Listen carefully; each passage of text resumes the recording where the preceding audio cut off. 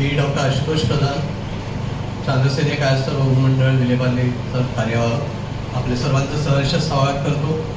आणखीन आपले जे प्रमुख वक्ते आहेत त्यांचंही मी सहर्ष स्वागत करतो आणि त्यांना विनंती करतो की त्यांनी व्यासपीठावर येऊन आसन ग्रहण करावे.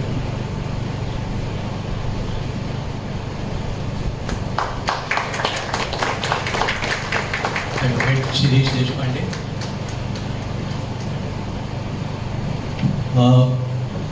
आज आपलं हे 4थं व्याख्यान आहे. विचार मंथन हे एक नवीन व्याख्यानमाला आपण सुरू केली आहे. 4 फेब्रुवारीला डॉक्टर पुष्करजी कारखाने यांनी आपल्याला निद्रानाश आणि निद्राविकार याच्यावरती अवगत केलं. त्याच्यानंतर 18 फेब्रुवारीला 2 व्याख्यानं आपण ठेवली होती. आग प्रतिबंधता याच्यावर राजेश शिर्के बोलले, तरी प्रात्यक्षिकही दाखवली आग लागल्यानंतर तुम्ही काय करावं ते, आणि तसंच इलेक्ट्रिकल सेफ्टीवरती पण त्यांनी आपल्याला एक व्याख्यान दिलं. अशी 3 झाली. आणि आज आपलं ॲडव्होकेट शिरीष देशपांडे आपल्याबरोबर आहेत. त्यांच्याबरोबर हे 4थं व्याख्यान आहे. आपली ही जी 3ही व्याख्यानं आहेत ती आपल्या मंडळाच्या यूट्यूब चॅनलवर उपलब्ध आहेत. तुम्ही जर ती मिस केली असेल, तुम्ही येऊ शकला नसाल, तर आजही तुम्ही ती व्याख्यानं मंडळाच्या यूट्यूब चॅनलवरनं बघू शकता. या व्याख्यानमालेच्या मागे एक विचारधारा अशी होती की समाजाकरता काहीतरी योगदान मंडळातर्फे दिलं जावं. त्याच्याकरता आम्ही जे काही ह्याचा जो एक खर्च आहे तो जेवढा कमीत कमी करता येईल हा प्रयत्न केला आहे. त्यामुळे कदाचित तुम्ही कुठेही या व्याख्यानमालेची बॅनर्स म्हणा किंवा कुठे पोस्टर्स लागलेली बघितली नसतील, कारण त्याच्यामागे एक विचार असून त्या विचारामुळे आम्ही या पद्धतीने सगळ्यांना मेसेज सर्क्युलेट करून असं आम्ही व्याख्यानमाला चालवतो. तर मी आज मंडळाचे जे विश्वस्त आहेत सुधीर देशपांडे यांना पुष्पगुच्छ देऊन आपले प्रमुख वक्ते ॲडव्होकेट शिरीष देशपांडेंचं स्वागत करायची विनंती करतो.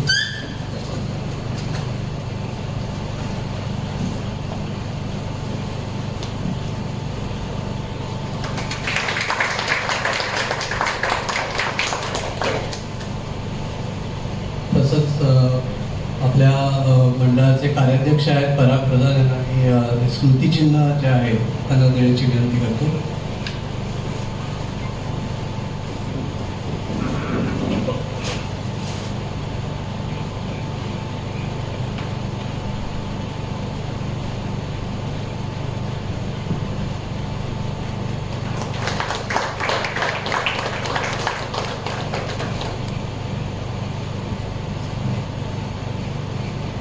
आणि मंडळाचे खजिनदार आहेत त्यांना मी विनंती करतो पार्लेकर कायस्थाचा प्रजासत्ताक दिन विशेषांक जो आहे त्यांना प्रदान करा.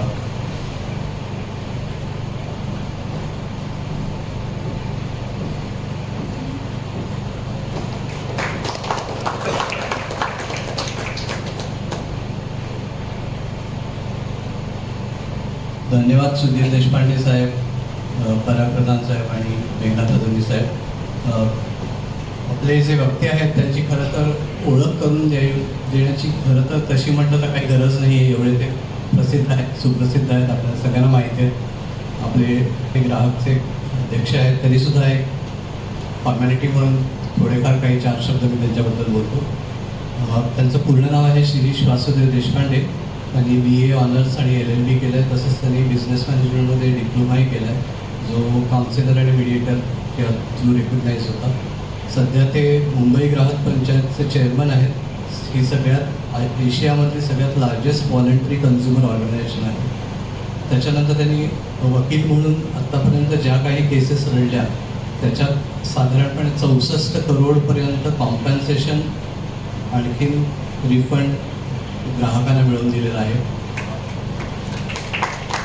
त्याच्यानंतर जे आत्ता जी कायदा आणि सुव्यवस्था आहे त्याच्यामध्येही त्यांचं बरंच मोठं योगदान आहे.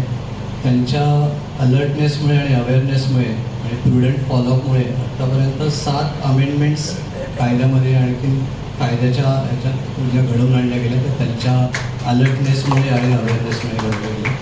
तसंच आजचा आपला जो विषय आहे रेरा, महारेरा आणि पुनर्विकास, तर त्यांचं रेरामध्येही बऱ्यापैकी कॉन्ट्रीब्युशन आहे. त्याच्यातले जे हे 7 अमेंडमेंट्स जे होते त्याच्यातलं 3 रेरा आणि महारेरा संदर्भात होते. तसंच त्यांनी जे रेरा करता जे काही सजेशन दिले त्याच्यात टोटल 20 अमेंडमेंट त्यांनी सजेस्ट केल्या होत्या, त्यातल्या 18 अमेंडमेंट्स एक्सेप्ट झाल्या. त्यांचा बऱ्यापैकी गाढा अभ्यास आहे रेराबद्दल. आणखीन महारेरानी पण त्यांचे बऱ्यापैकी सजेशन्स हे केले. आणखीन तो जास्त कन्झ्युमर फ्रेंडली बनवण्यामध्ये त्यांचा भरपूर हातभार लागलेला आहे. त्यांनी आंतरराष्ट्रीय समित्यांमध्ये बऱ्याच समित्यांमध्ये स्वतःचे पेपर आणखीन पार्टिसिपेशन त्यांचं होतं. आत्तापर्यंत त्यांनी भरपूर अशा कॉन्फरन्सेसमध्ये भाग घेऊन त्याच्यात आपलं पेपर प्रेझेंटेशन केलं होतं. ते सध्या consultant to draft consumer protection act for Fiji या युरोपियन युनियनच्या प्रोजेक्टमध्ये कार्यरत आहेत ॲज अ कन्सल्टंट म्हणून. त्याच्यानंतर board of directors of consumers international ह्या लंडन बेस्ड ग्लोबल फेडरेशनमध्ये, जिथे 200हून अजून कन्झ्युमर बॉडीज आहेत आणि 100हून अधिक देश त्याच्यात भाग घेतात, अशा ह्याच्यात ते इलेक्टेड बोर्ड ऑफ डायरेक्टर्सपैकी एक आहे. त्याच्यानंतर त्यांनी he has successfully convinced United Nations to review and revise the UN guidelines for consumer protection of 1985. He was instrumental in creating a permanent oversight mechanism at United Nations. असे त्यांचे बरेच international पण contribution भरपूर आहेत. आणि त्यांनी जे मी आधी सांगितलं की त्यांनी कॉन्फरन्सेसमध्ये भाग घेतले आहेत, त्या साधारणतः 16 देशांमध्ये झालेल्या कॉन्फरन्समध्ये भाग घेऊन त्यांनी त्यांचा पेपर, रिसर्च पेपर्स आणि पब्लिश केले. तसंच त्यांना एकूण 8 अवॉर्ड्सने गौरवण्यात आले.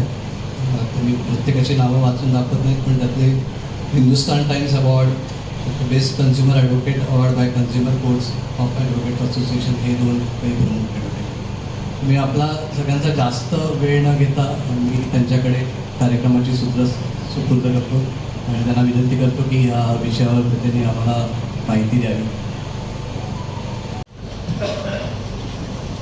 नमस्कार. सर्वप्रथम मला वाटतं आपल्या ज्ञातीच्या सभागृहाने आणि संस्थेने मला आज इथे बोलवलं आहे, त्याबद्दल सर्वप्रथम आवाज येत नाही. CKP संस्थेचे मी आभार मानतो. म्हटलं तर मी पार्ला, तेजपाल स्कीम किंवा CKP सभागृह याला नवीन काही नाही. माझा जन्म पार्लरला, मी राहणाराही पार्लरलाच होतो. 50 ते 78मध्ये मी पार्लर इथे जवळच मद्रासी राम मंदिराच्या समोर इथे राहणारा. त्यामुळे पार्ला आणि पार्लेकर मला तसे काही नवीन नाही. त्यामुळे आज पार्लर इथे येऊन बोलायला जरी फार निवडक मंडळी असली तरी आनंद आहे. आज विषय जो दिलेला आहे मला तो रेरा, महारेरा आणि पुनर्विकास नक्की काय आहे. आता सर्वसाधारणपणे रेरा, महारेरा हे सर्व शब्द आपण वृत्तपत्रांना वाचत आलेलो आहोत. त्यामुळे पहिला हा गोंधळ काय आहे, नक्की रेरा म्हणजे काय आणि महारेरा म्हणजे काय, आणि ह्या दोनमध्ये फरक काय आहे. मग आपण पुनर्विकासाकडे जाऊ. त्यामुळे रेरा हा कायदा आहे, संसदेने केलेला ऑल इंडिया लेवलचा हा कायदा आहे. Real estate regulation and development act 2016, याला थोडक्यात म्हणतो आपण रेरा. आणि महारेरा काय, तर ह्या केंद्रीय कायद्याची अंमलबजावणी प्रत्येक राज्यात प्राधिकरण स्थापन करून त्या प्राधिकरणाने करायची. तर त्यामुळे महाराष्ट्रातला कायदा हा रेरा कायदा राबवण्यासाठी महाराष्ट्र शासनाने निर्माण केलेलं प्राधिकरण त्याला महारेरा. त्यामुळे कायदा रेरा, अंमलबजावणी करणार महारेरा. आणि त्यामुळे प्रत्येक राज्यात या कायद्यान्वये राज्याचं प्राधिकरण निर्माण झालेलं आहे.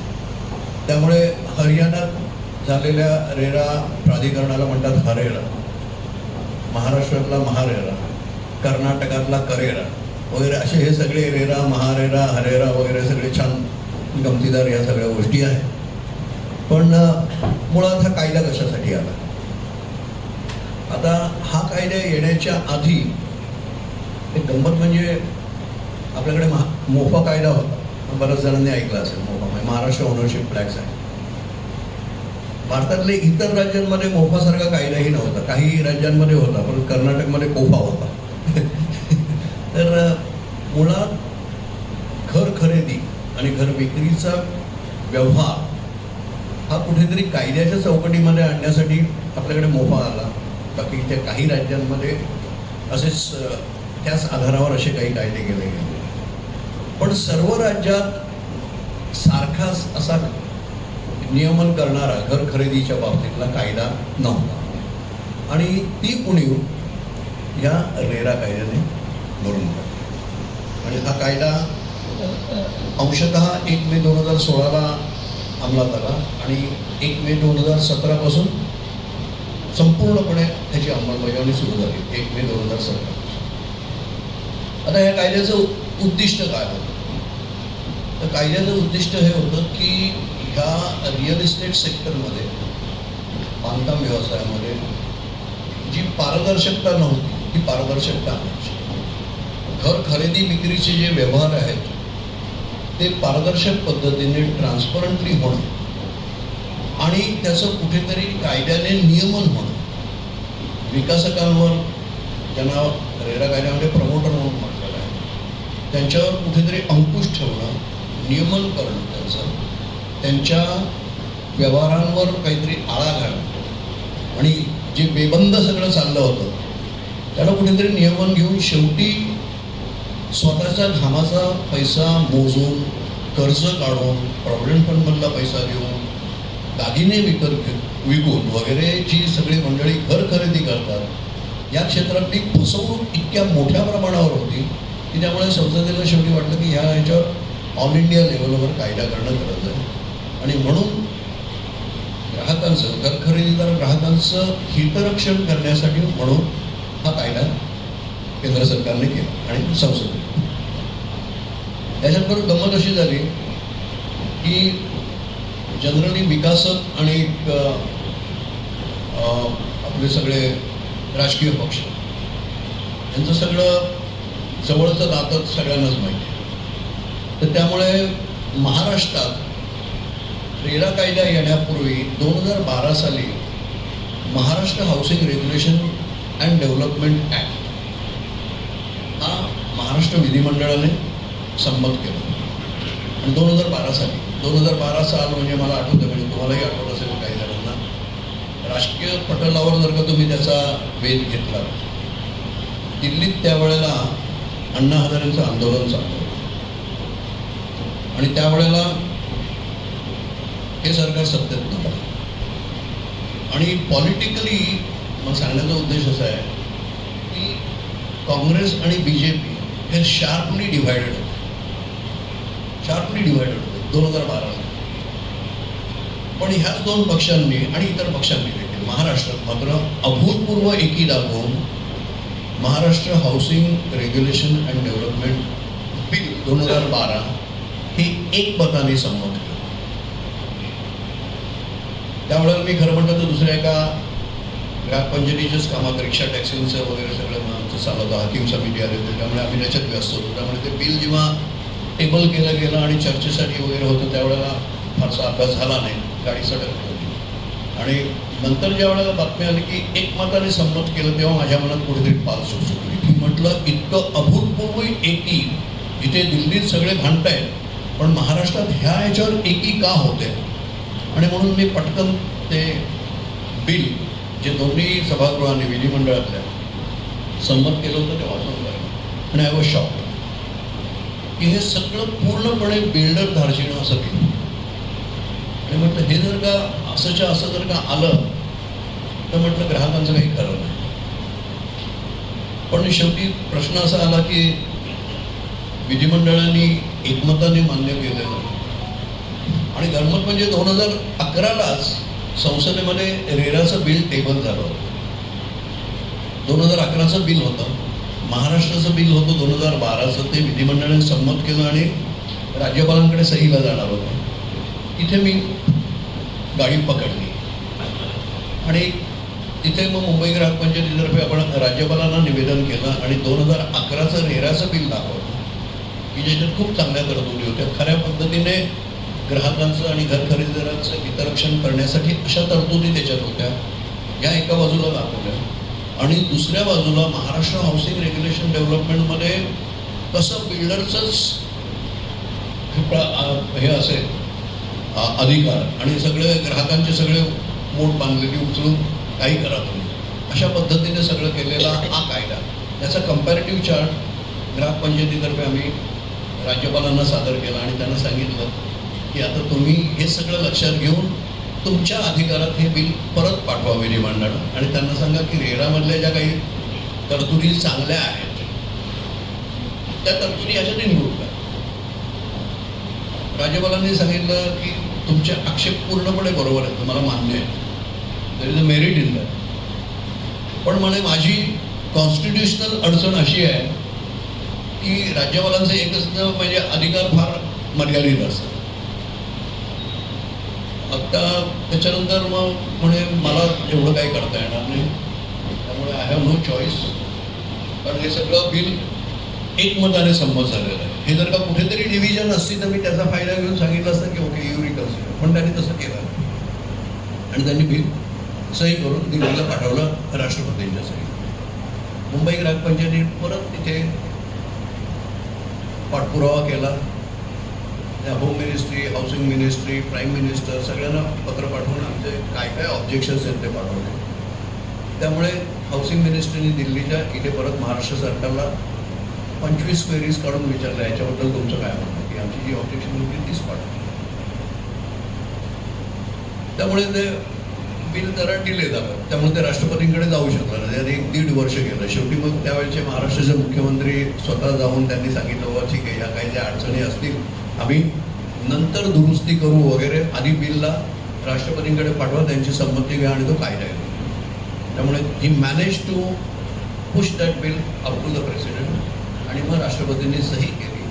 2014 Maharashtra housing regulation and development act 2014 हा कायदा म्हणून जन्माला आला. आणि त्याच वेळेला दुसरं पॅरलल गोष्टी होत होत्या दिल्लीत. 2011चं रेराचं बिल त्यांनी त्याच्यात थोडी मॉडिफिकेशन्स केलं आणि 2013 संसदेपुढे रिव्हाइज बिल रेराचं संसदेपुढे आलं. मग आम्ही काय केलं की 13चं रेराचं बिल आणि 2014चा महाराष्ट्राचा ॲक्ट ह्याचं कम्पॅरिझन केलं.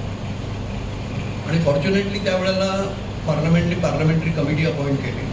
रेराच्या बिलाबद्दल काही लोकांचे काही सूचना आक्षेप वगैरे असतील, त्यामुळे त्यांनी ते इन्व्हाइट केलं. आम्ही ती संधी साधली आणि मुंबई ग्राहक पंचायतीतर्फे त्यांना सजेशन पाठवले अशा काही काही दुरुस्त्या पाहिजेत या बिलामध्ये.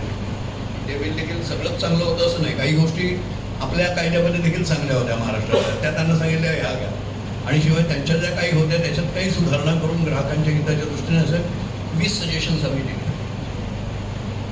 लकीली काय झालं, पार्लमेंटरी कमिटीने मुंबईत हिअरिंग घ्यायचं ठरवलं आणि ते हिअरिंग झालं. तिथे मुंबई ग्राहक पंचायतीतर्फे आपण प्रेझेंटेशन केलं आणि आत्ता मगाशी सांगितलं तसं 20 पैकी 18 म्हणजे खरं म्हणतं तर 18.5, कारण एक अमेंडमेंट त्यांनी अर्धी मान्य केली म्हणून 18.5 अमेंडमेंट्स त्यांनी रेरा कायद्यामध्ये इन्कॉर्पोरेट केले. आणि गंमत म्हणजे त्या पार्लमेंटरी कमिटी पुढे प्रश्न परत असाच होता, कारण ती जवळजवळ आमची 2015ला काहीतरी ती मिटिंग झाली, पण हा कायदा आलेला होता. त्यामुळे महाराष्ट्र सरकारने त्यांनाही बोलवलं होतं. त्यांनी सांगितलं आम्हाला रेराची गरज असते, आमच्याकडे हा कायदा आलेला आहे आणि आम्हाला गरज नाही. आणि मुंबई ग्राहक पंचायती म्हणते आम्हाला महाराष्ट्राचा कायदा नको आहे, आम्हाला रेराचाच कायदा. अशा याच्यावर 2 तट झाले. 2 दिवसाची हिअरिंग होती आणि नंतर पार्लमेंटरी कमिटीचा रिपोर्ट आला आणि तो रिपोर्ट आला संसदेला सादर झाला. नंतर रेरा बिल पार्लमेंटच्या दोन्ही सभागृहांनी पास केलं आणि आज रेरा कायदा जर का बघितला तर त्यातलं शेवटचं कलम 92वं कलम आहे की ज्या वेळेला रेरा कायदा अंमलात येईल त्या दिवशीपासून Maharashtra housing regulation development act 2014 shall stand repeat. आणि हा कायदाच आम्ही रद्द करून दिला आणि त्यामुळे महाराष्ट्राचा कायदा रद्द झाला आणि केंद्राचा रेरा कायदा हा महाराष्ट्रासकट सगळ्याच राज्यांना देशातल्या लागू. आता असा हा रेरा कायदा काय आहे नक्की? की रेरा कायद्यामध्ये असं का की आम्ही सतत त्याचा आग्रह धरला आणि पाठपुरावा केला. ग्राहकांसाठी याच्यात काय काय चांगल्या गोष्टी. तर पहिली गोष्ट म्हणजे याच्यात रिअल इस्टेट सेक्टरमध्ये जी ग्राहकांची अतोनात फसवणूक व्हायची बिल्डर्सकडनं, की तुम्हाला एक कुठलं तरी मोठं चित्र दाखवायचं, मोठी जाहिरात दाखवायची, छान अट्रॅक्टिव्ह पॅम्पलेट ब्रोशर अतिशय अट्रॅक्टिव्ह दाखवायचं, की आम्ही बोलून जातो. मग पुढचा विचार मागचा विचार आम्ही करत नाही. कोण बिल्डर आहे, कुठली जागा आहे, त्या जागेचं टायटल काय आहे, ते क्लिअर झालं आहे का, तुम्हाला बिल्डिंग प्लॅन्स तुमचे अप्रूव्ह झालेले आहेत का, कुठल्याही पुढचा मागचा विचार न करता ग्राहक पैसे भरतो. म्हणजे मला पार्ल्यात आज आहे म्हणून मला आठवण येते की निम्म्याहून अधिक पार्लं जे आमच्या बाबूराव परांजपेंनी बांधलं, छान सोसायटीज वगैरे, त्याच पार्ल्यावरल्या बाबूरावांच्या चिरंजीवांनी परांजपे प्रकल्पाची जी वाट लावली विरार, तो प्रश्न परत मुंबई ग्राहक पंचायतीने साठी की लोकांनी आंधळेपणाने विसर ठेवून की केवळ बाबूरावांचा मुलगा आहे म्हणून काहीही प्रश्न न विचारता सरळ पैसे दिले आणि त्या प्रोजेक्टचं बोजवार होतं. त्यामुळे नंतर आम्ही जवळजवळ 800 ग्राहकांतर्फे लढा देऊन मुंबई ग्राहक पंचायतीने त्यांना जवळजवळ 24 कोटी रुपयांची व्याजासकट त्यांना मिळवून दिली. पण त्याच्यासाठी मुंबई ग्राहक पंचायतीला जवळजवळ 24 वर्ष लढा द्यावा लागला. 24 वर्ष. सांगण्याचा उद्देश असा की ग्राहकांसाठी हे लढताना आम्ही बघितलं की रेरा कायद्यामध्ये ग्राहकांच्या हिताच्या गोष्टी असल्यास आणि त्या दृष्टीने रेरा कायदा हा मी म्हणेन आयडियल. रेरा कायद्यामध्ये पहिली गोष्ट केलेली आहे की प्रत्येक रिअल इस्टेट प्रोजेक्ट हा बिल्डरनी महारेरा हा जे प्राधिकरण आहे राज्यातलं, त्या प्राधिकरणाकडे रजिस्टर केलाच पाहिजे. त्याला आपोआप फक्त 2 किंवा 3 एक की जर का जी एरिया बिल्डर डेव्हलप करतोय ती एरिया 500 स्क्वेअर मीटर पेक्षा लहान असेल तर यू नीड नॉट रजिस्टर. किंवा ज्याच्यात 8 फ्लॅट्स पेक्षा कमी फ्लॅट्स आहेत, 8 किंवा त्याहून कमी असा छोटासा प्रोजेक्ट असेल, यू नीड नॉट रजिस्टर. किंवा रेरा कायदा अंमलात आला त्यावेळेला ज्या बिल्डिंगचं काम पूर्ण होऊन ओसी मिळालेली आहे त्यांनी रजिस्टर करण्याची गरज. पण जे ऑनगोईंग प्रोजेक्ट्स होते त्यावेळेला 1 मे 2017ला आणि ज्याला ओसी मिळाली नव्हती त्या सगळ्यांना, म्हणजे जुने प्रोजेक्ट त्या सगळ्यांना रजिस्टर करणं हे आवश्यक. आणि त्याच्यात एक आणखी अपवाद होता की एखादी बिल्डिंग पाडून तुम्ही रिपेअर करताय किंवा रिनोव्हेट करताय किंवा रिडेव्हलप करताय, अशा यांना रजिस्ट्रेशन नाही. पण ज्या रिडेव्हलपमेंटमध्ये सेल कॉम्पोनंट आहे आणि जिथे बिल्डर मार्केटिंग करतोय, जाहिरात करतोय आणि विक्री करतोय, तो रिडेव्हलपमेंट प्रोजेक्ट महाराष्ट्रामध्ये रजिस्टर करणं आवश्यक.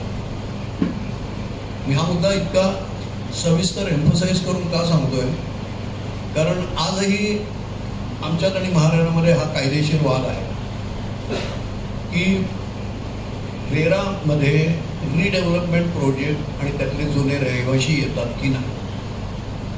ओके. आणि महाराष्ट्राने स्टँड घेतलेला आहे की ह्यातला हा जो रिहॅब पोर्शन आहे म्हणजे जुने रहिवाशी ते येत नाही. आणि त्याच प्रोजेक्टमध्ये जे पैसे देऊन घर खरेदी करणारे असतात, बायर्स, होम बायर्स, ते कव्हर आहे. असं आहे महाराष्ट्राचं इंटरप्रिटेशन आहे. आता कायदा हा तयार करण्यापासूनच मग अशी मी ही जी उपपेटिका सांगितली ती त्याच कारणासाठी सांगितली की तो रेरा कायदा घडत होता, फॉर्म्युलेट होत होता, त्यावेळेस त्यातल्या सगळ्या तरतुदींचा अभ्यास करून मुंबई ग्राहक पंचायतीने पार्लमेंटरी कमिटी पुढे रिप्रेझेंटेशन केलं होतं. आणि त्यातला एक मुद्दा हाच होता रिडेव्हलपमेंटचा. आणि त्यावेळेला मी स्वतः कमिटीला सांगितलं होतं की रिडेव्हलपमेंटचं काय, आणि म्हणून अलॉटीची डेफिनेशन त्या कायद्यामधली आहे ती पण आम्ही बदलून घेतली की जेणेकरून तुम्ही रहिवाशी म्हणून असाल ते देखील याच्यात ओव्हर रिडेव्हलप. अशा पद्धतीने सगळं केलं. त्यामुळे जर का आज मी आता जास्ती डिटेलमध्ये जात नाही, पण हा जो प्रश्न आहे की रेरा कायद्यामध्ये जुने रहिवाशी येतात की नाही, तर मुंबई ग्राहक पंचायतीचं ठाम मत आहे की ते येतात, त्यांना संरक्षण मिळालंच पाहिजे.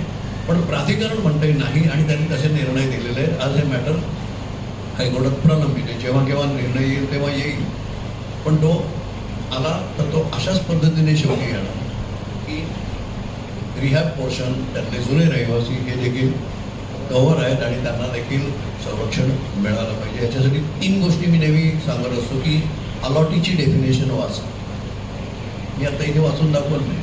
त्याच्यानंतर रिअल इस्टेट प्रोजेक्टची डेफिनेशन वाचा या कायद्यात दिलेली, आणि त्याचबरोबर सेक्शन 3 जे अपवाद दिलेले आहेत की रेरा कायदा कोणाला लागू होणार नाही, तर त्याच्यात मी मगाशी जे म्हटलं 500 स्क्वेअर मीटरहून छोटा प्लॉट, 8 सदनिकांपेक्षा कमी सदनिका असलेला रिअल इस्टेटचा प्रोजेक्ट, किंवा असं रिडेव्हलपमेंट की जिथे मार्केटिंग, सेलिंग, बुकिंग नाही, असा रिडेव्हलपमेंट प्रोजेक्ट. म्हणजे उदाहरणार्थ तुम्ही जर का तुमची बिल्डिंग पाडायचं म्हटलं आणि ती परत स्वतःच बांधायचं म्हटलं, तर देर बी नो ॲडिशनल, तुम्ही FSI घेतला नाही, आहे तशीच परत बांधली तुमच्याच खर्चाने, it will not come under rate.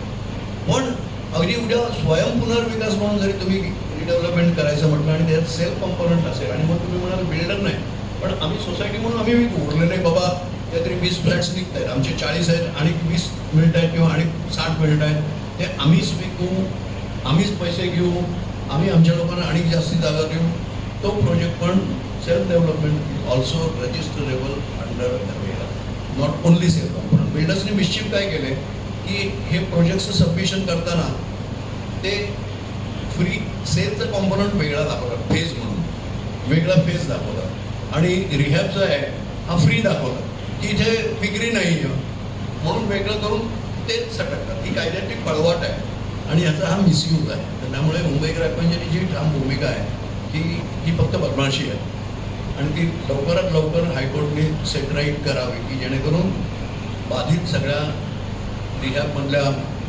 ग्राहकांना हा दिलासा मिळू शकतो. आता रेरामध्ये तरतुदी काय काय आहे, तर रेरामधली एक पहिली तरतूद अशी चांगली आहे की तुमच्याकडे मुळात पहिलं जे अप्रुव्हल असतं की मला रिअल इस्टेट प्रोजेक्ट करायचा आहे, मग तो ग्रीनफील्ड प्रोजेक्ट असेल की बाबा रिकामी जागा आहे, मी ती लँडलॉर्डकडनं विकत घेतली आणि मग मी बिल्डर म्हणून विकसित करतो, जुनी काही बिल्डिंग वगैरे नाही, रिडेव्हलपमेंट नाही, तर अशा ह्याच्यात असेल तरीही जी टाउन प्लॅनिंग ऑथॉरिटी असेल, मग BMC आहे किंवा म्हाडा आहे किंवा सिडको आहे, MMRD आहे, जी कोण असेल टाउन प्लॅनिंग ऑथॉरिटी, त्यांचं पहिलं सँक्शन, आता मुंबईत जेव्हा आपण BMCकडे जातो तेव्हा पहिलं sanction it comes in the name of आपल्या IOD, okay, intimation of disapproval. जर का SRAकडे गेलात तर तुम्हाला IOA येतं, इंटिमेशन ऑफ अप्रुव्हल.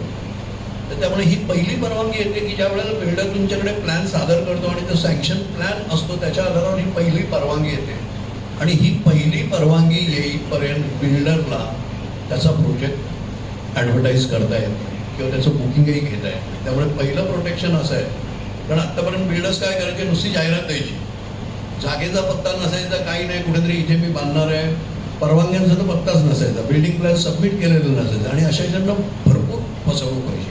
ती टाळण्यासाठी पहिली गोष्ट त्यांनी केलेली आहे ती म्हणजे तुमचं प्लॅन सँक्शन झालेलं आहे. हे प्लॅन सँक्शन झाल्यानंतर ते प्लॅन्स घेऊन मग रेराकडे रजिस्ट्रेशन करायचं. प्रोजेक्ट रजिस्ट्रेशन करताना त्यांना काही हमी द्यावी लागते. ती म्हणजे काय की तुमच्या ह्याच्यात संबंध तुम्हाला प्लॅन डिस्पोज करावा लागतो, तुम्ही किती बिल्डिंग्स बांधणार, किती त्याच्यात सदनिका असणार, किती गॅरेजेस असणार आणि किती कालावधीमध्ये तुम्ही हा प्रोजेक्ट पूर्ण करणार, ही सगळी डिटेल माहिती महाराजांना दिल्यानंतर त्यांना प्रोजेक्ट रजिस्ट्रेशन मिळतं, आणि ते प्रोजेक्ट रजिस्ट्रेशन मिळाल्यानंतर मग the builder is allowed to advertise, sale, book the flats in that project. तर त्यामुळे ह्या सगळ्या परवानग्या पहिल्या येणं, त्याच्यानंतर महारेरा रजिस्ट्रेशन घेणं, आणि ते महारेरा रजिस्ट्रेशन घेतल्यानंतर मग प्रोजेक्ट ॲडव्हर्टाईज करून बुकिंग सॉलिसिट करणं वगैरे. आणि त्यामुळे एक बंधन त्यांच्यावर असं पण आहे की कुठलीही जाहिरात तुम्ही जेव्हा देता प्रोजेक्टची तिथे रेरा रजिस्ट्रेशन नंबर आवश्यक आहे. त्यामुळे ग्राहकांनी घ्यायची ही पहिली खबरदारी की नुसती जाहिरात फुल पेज जाहिरात आली की भारावून जायचं नाही. तर रेरा रजिस्टर्ड आहे का असेल तर घ्यायचं. आणि मग त्याच्यानंतर जागरूक ग्राहकांसाठी आमचं हे म्हणणं आहे की आता सरकारने एवढं केलं ना, संसदेने एवढं केलं ना तुमच्यासाठी, मग आता तुम्ही थोडीशी तकलीफ घ्यायची. मग काय करायचं, ते एकदा रजिस्ट्रेशन नंबर मिळाल्यानंतर प्रत्येक विकासकाला त्याचा तो प्रत्येक प्रोजेक्ट ज्याच्यासाठी त्याला रजिस्ट्रेशन दिलेलं असतं त्यांना एक वेबपेज दिलं जातं, लॉग इन ID देऊन वेबपेज, आणि त्याच्यावर सगळी माहिती ही बिल्डरने देणं आवश्यक असतं. किंमत सोडून कितीला विकतोय हे त्यांनी द्यायचं आहे ना, त्यांचं ते म्हणतात की आवर आहे. पण बाकी की बाबा मी 1 BHKचे किती फ्लॅट्स, 2 BHKचे किती, 3 BHKचे किती, काय एरिया असेल, त्यामुळे तिथे हेराफेरी तुम्हाला करता येणार नाही. गॅरेजेस किती असतील. इतकंच नाही तर दर 3 महिन्यांनी ही माहिती बिल्डरनी त्या वेबसाईटवर अपडेट करणं हे आवश्यक असतं. आणि हे वेबपेज महारेराच्या वेबसाईटवर असतं, हे लक्षात घ्या. बिल्डरच्या वेबसाईटवर असू शकतं, असायलाही पाहिजे, पण पब्लिक डोमेन ज्याला आपण म्हणतो, त्यामुळे महारेराच्या वेबसाईटवर तुम्ही गेला तर तुम्हाला नुसतं आज तुम्ही प्रोजेक्टचं नाव दिलं किंवा प्रोजेक्ट रजिस्ट्रेशन नंबर दिला किंवा विकासकाचं नाव दिलं, विकासकाचं नाव दिलं तर त्याचे सगळे जे काही प्रोजेक्ट्स 10 प्रोजेक्ट्स असतील रजिस्टर झाले त्याची सगळी माहिती धबधब्यासारखी तुम्हाला मिळेल. तुमचा स्पेसिफिक प्रोजेक्ट दिला की ज्या प्रोजेक्टमध्ये तुम्ही इंटरेस्टेड आहात तर त्याची माहिती तुम्हाला सगळी मिळू शकते. आणि ही क्वार्टरली माहिती builder is suppose to update की बाबा आज माझे 10 फ्लॅट्स विकले गेलेले आहेत आणि 3 महिन्याने मी सांगेन माझे 20 फ्लॅट्स विकले गेले, अनसोल्ड किती आहे, सोल्ड किती आहे, हे सगळी इन्व्हेंटरी देखील तुम्हाला मिळू शकते. आणि प्रोजेक्ट कंप्लीट केव्हा होणार आहे हे त्यांना तिकडे साईटवर दाखवायचं असतं.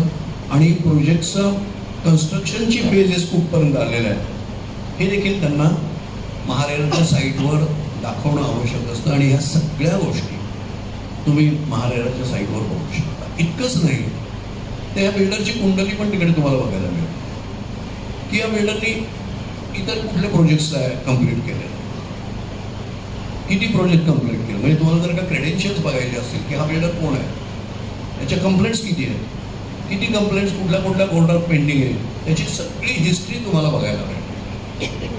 आज मला सांगायला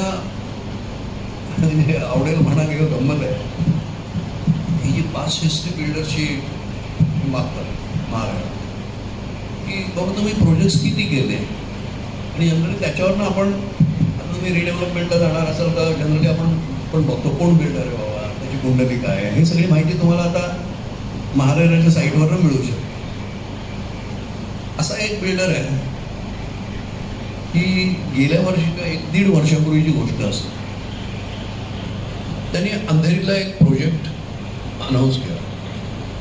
महारेरा आणि रेरा कायदा पूर्णपणे धाब्यावर बसून महारेराचं अप्रुव्हल नसताना त्यांनी त्याचा मोठा प्रोजेक्ट RTOच्या इथे अनाऊन्स केला. आणि हे आमच्या लक्षात आलं, आम्ही या सगळ्या गोष्टी बारकाईने बघत असतो. एवढा मोठा प्रोजेक्ट अनाऊन्स होतोय, रेराकडे चौकशी केली, अप्रुव्हल नाही. आणि त्यांनी जी भरमसाठ ॲग्रेसिव्ह ॲडव्हर्टायझिंग सुरू केलं होतं. आम्ही 2-4 कार्यकर्त्यांतर्फे वेगवेगळ्या लोकांनी फोन करून विचारलं तुमच्याकडे रेराचं अप्रुव्हल आहे का, आहे ना, म्हटलं त्या त्यांनी अप्रुव्हल दिलं. आम्ही बघितलं तो वेगळाच प्रोजेक्ट, म्हणजे दाखवायला एक आणि करायला दुसरं. आणि ह्या बिल्डरची आम्ही कुंडली पाहिली की बाबा किती प्रोजेक्ट्स पूर्ण केले, हा त्याचा पहिला प्रोजेक्ट. आता हा बिल्डर कोण, आम्ही यांच्या मागे का लागलो, हा मोठा आज बिल्डर म्हणून आहे की ज्यांना आज धारावीचा मोस्ट ॲम्बिशियस प्रोजेक्ट दिलेला आहे अदानी. म्हणजे आज केवळ तुमच्याकडे पैसा आहे म्हणून तुम्ही उतरला. तुमचं रिअल इस्टेट सेक्टरमधलं कॉन्ट्रीब्युशन काय, तर 1.5 वर्षापूर्वी तुमच्याकडे एकही प्रोजेक्ट नव्हता. आज तुम्ही धारावीसारखा ॲम्बिशियस प्रोजेक्ट तुम्ही खिशात घातला.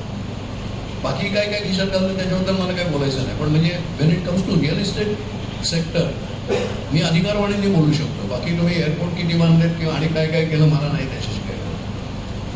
पण what are your credentials in the real estate sector?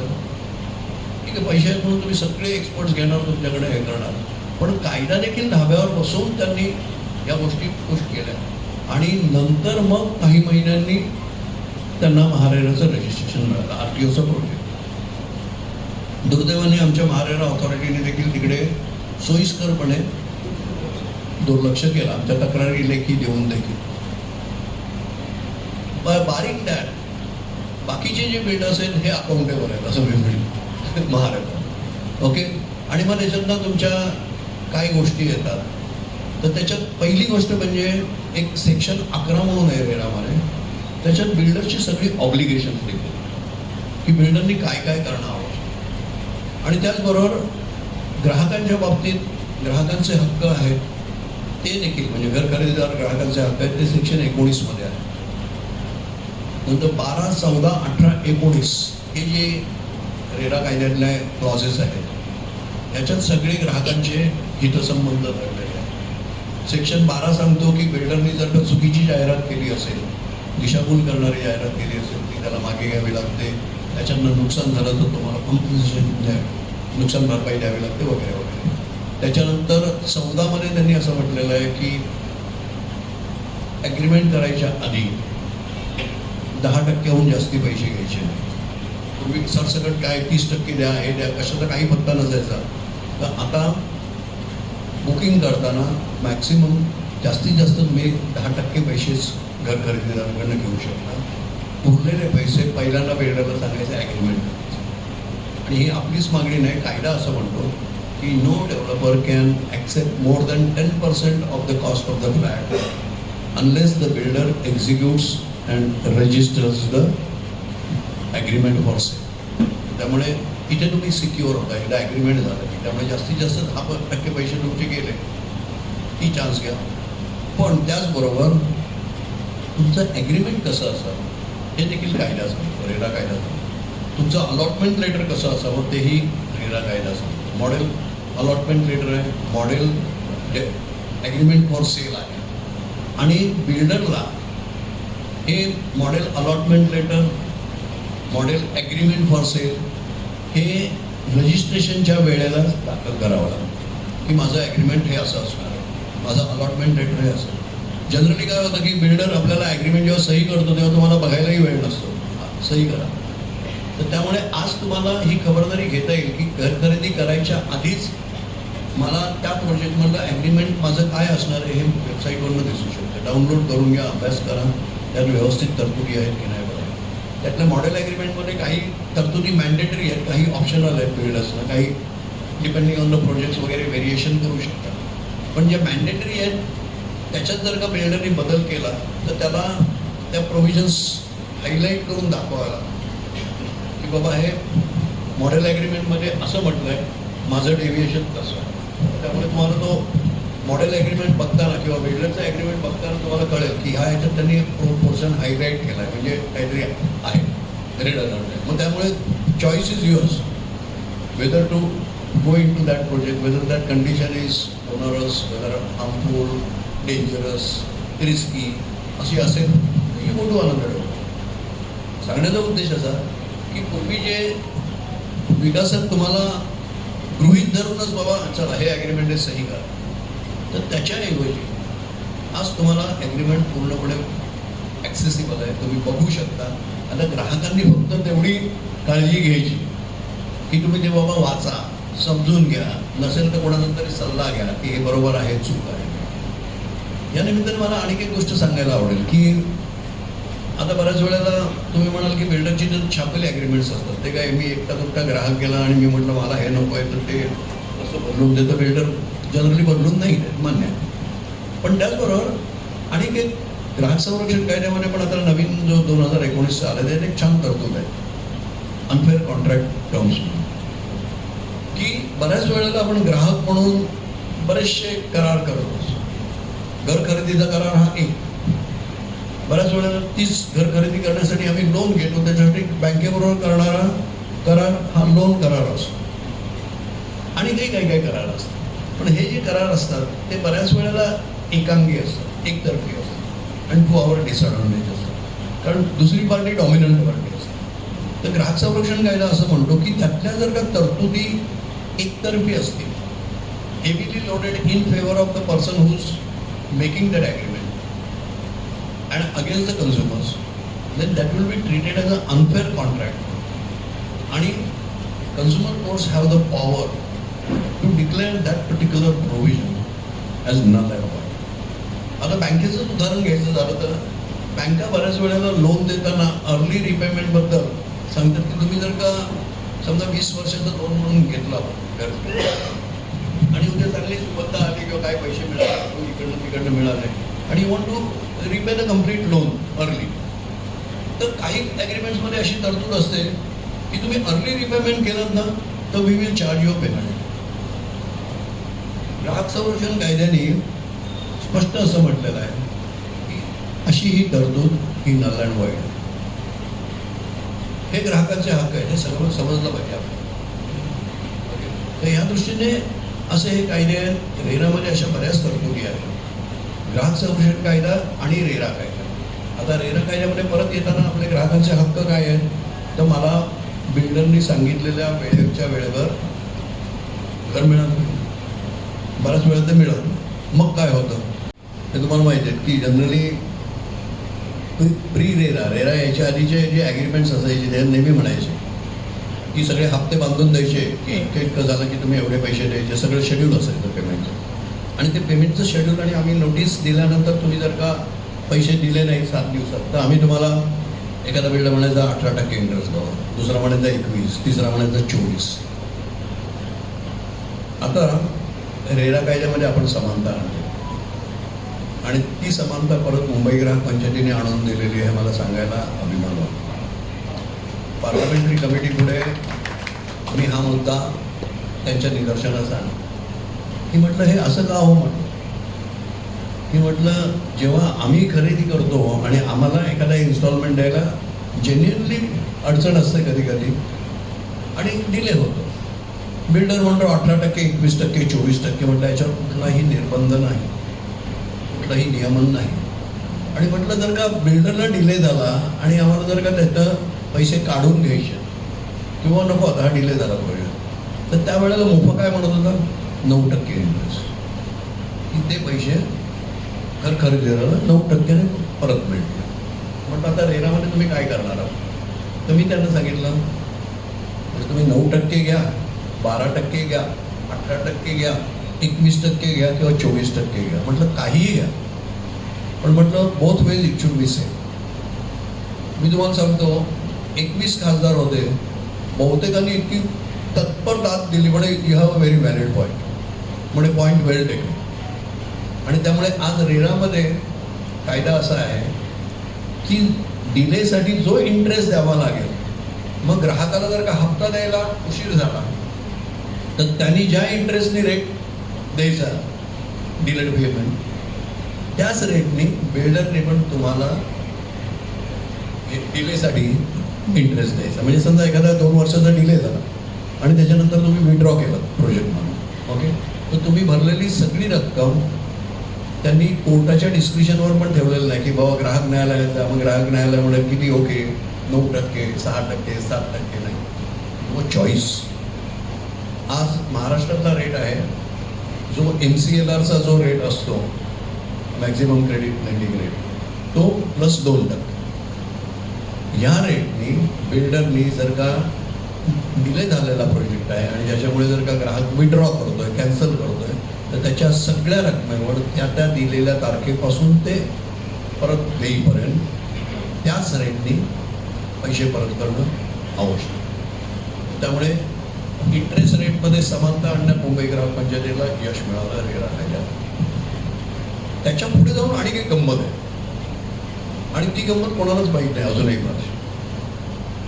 ती गंमत काय आहे, मी पार्लमेंटरी कमिटीमुळे ह्या अशाच शब्दात त्यांना सांगितलं, म्हटलं साहेब आमचे ग्राहक इतके गुणी आणि चांगले असतात, समजूतदार पण असतात की जेव्हा डिले होतो आणि कॅन्सल करतात तेव्हा ते संपतं, पण डिले असूनही जे सहन करतात आणि शेवटी घर मिळाल्याचा आनंद असतो तर म्हटलं त्यांचा आनंद तो इतका उतू जात असतो की अरे बाबा 3 वर्ष 4 वर्षाचा डिले का होईना शेवटी आम्हाला घर मिळालं.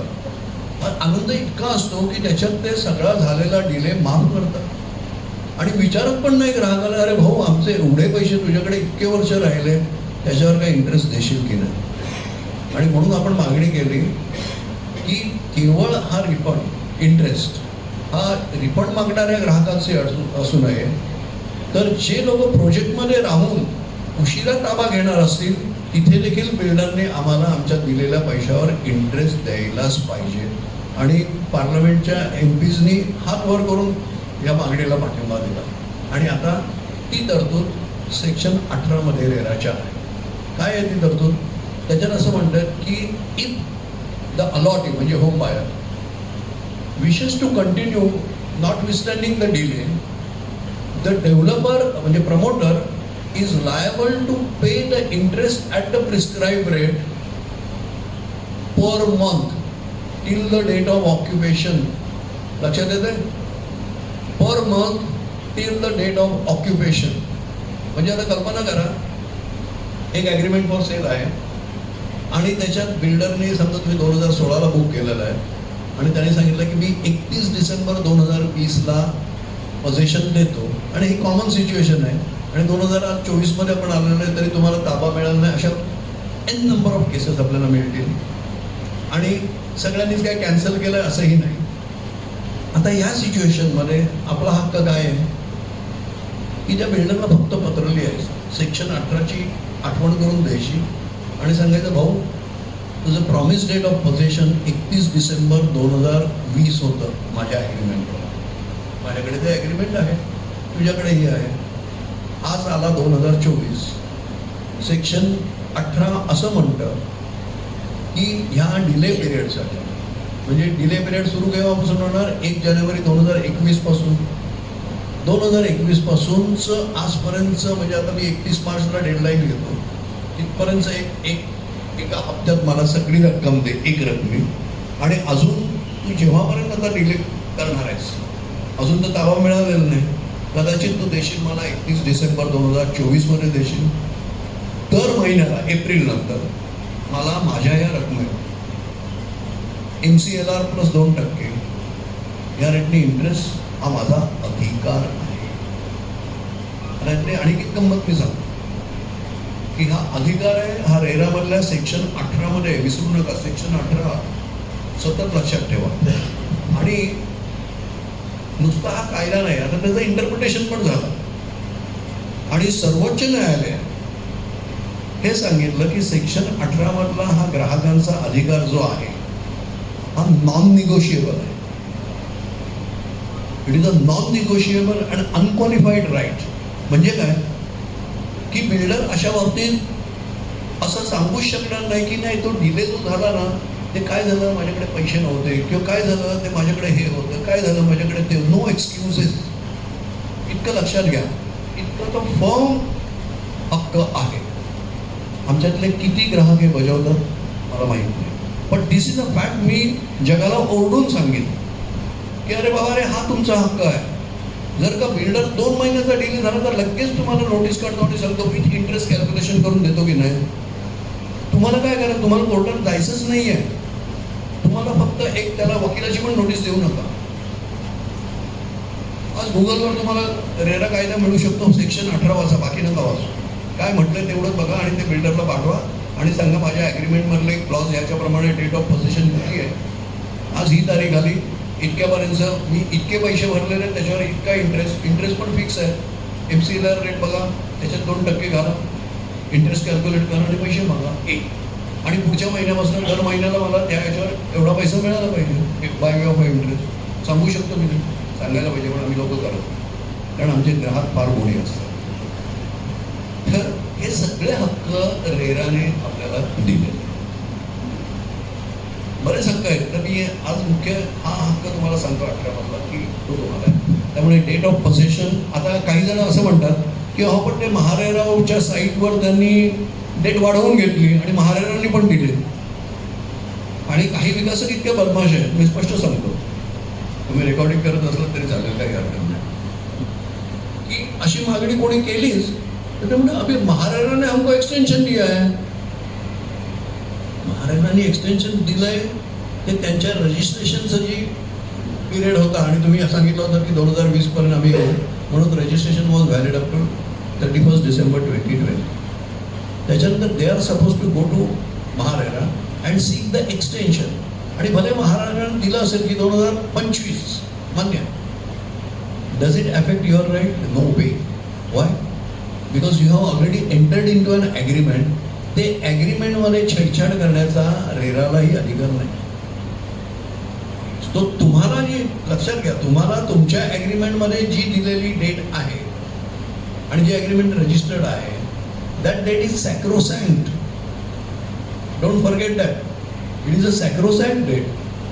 महाराणाने एक्सटेन्शन दिलं तर तो प्रोजेक्ट कंटिन्यू करण्यासाठी म्हणून दिलेला आहे.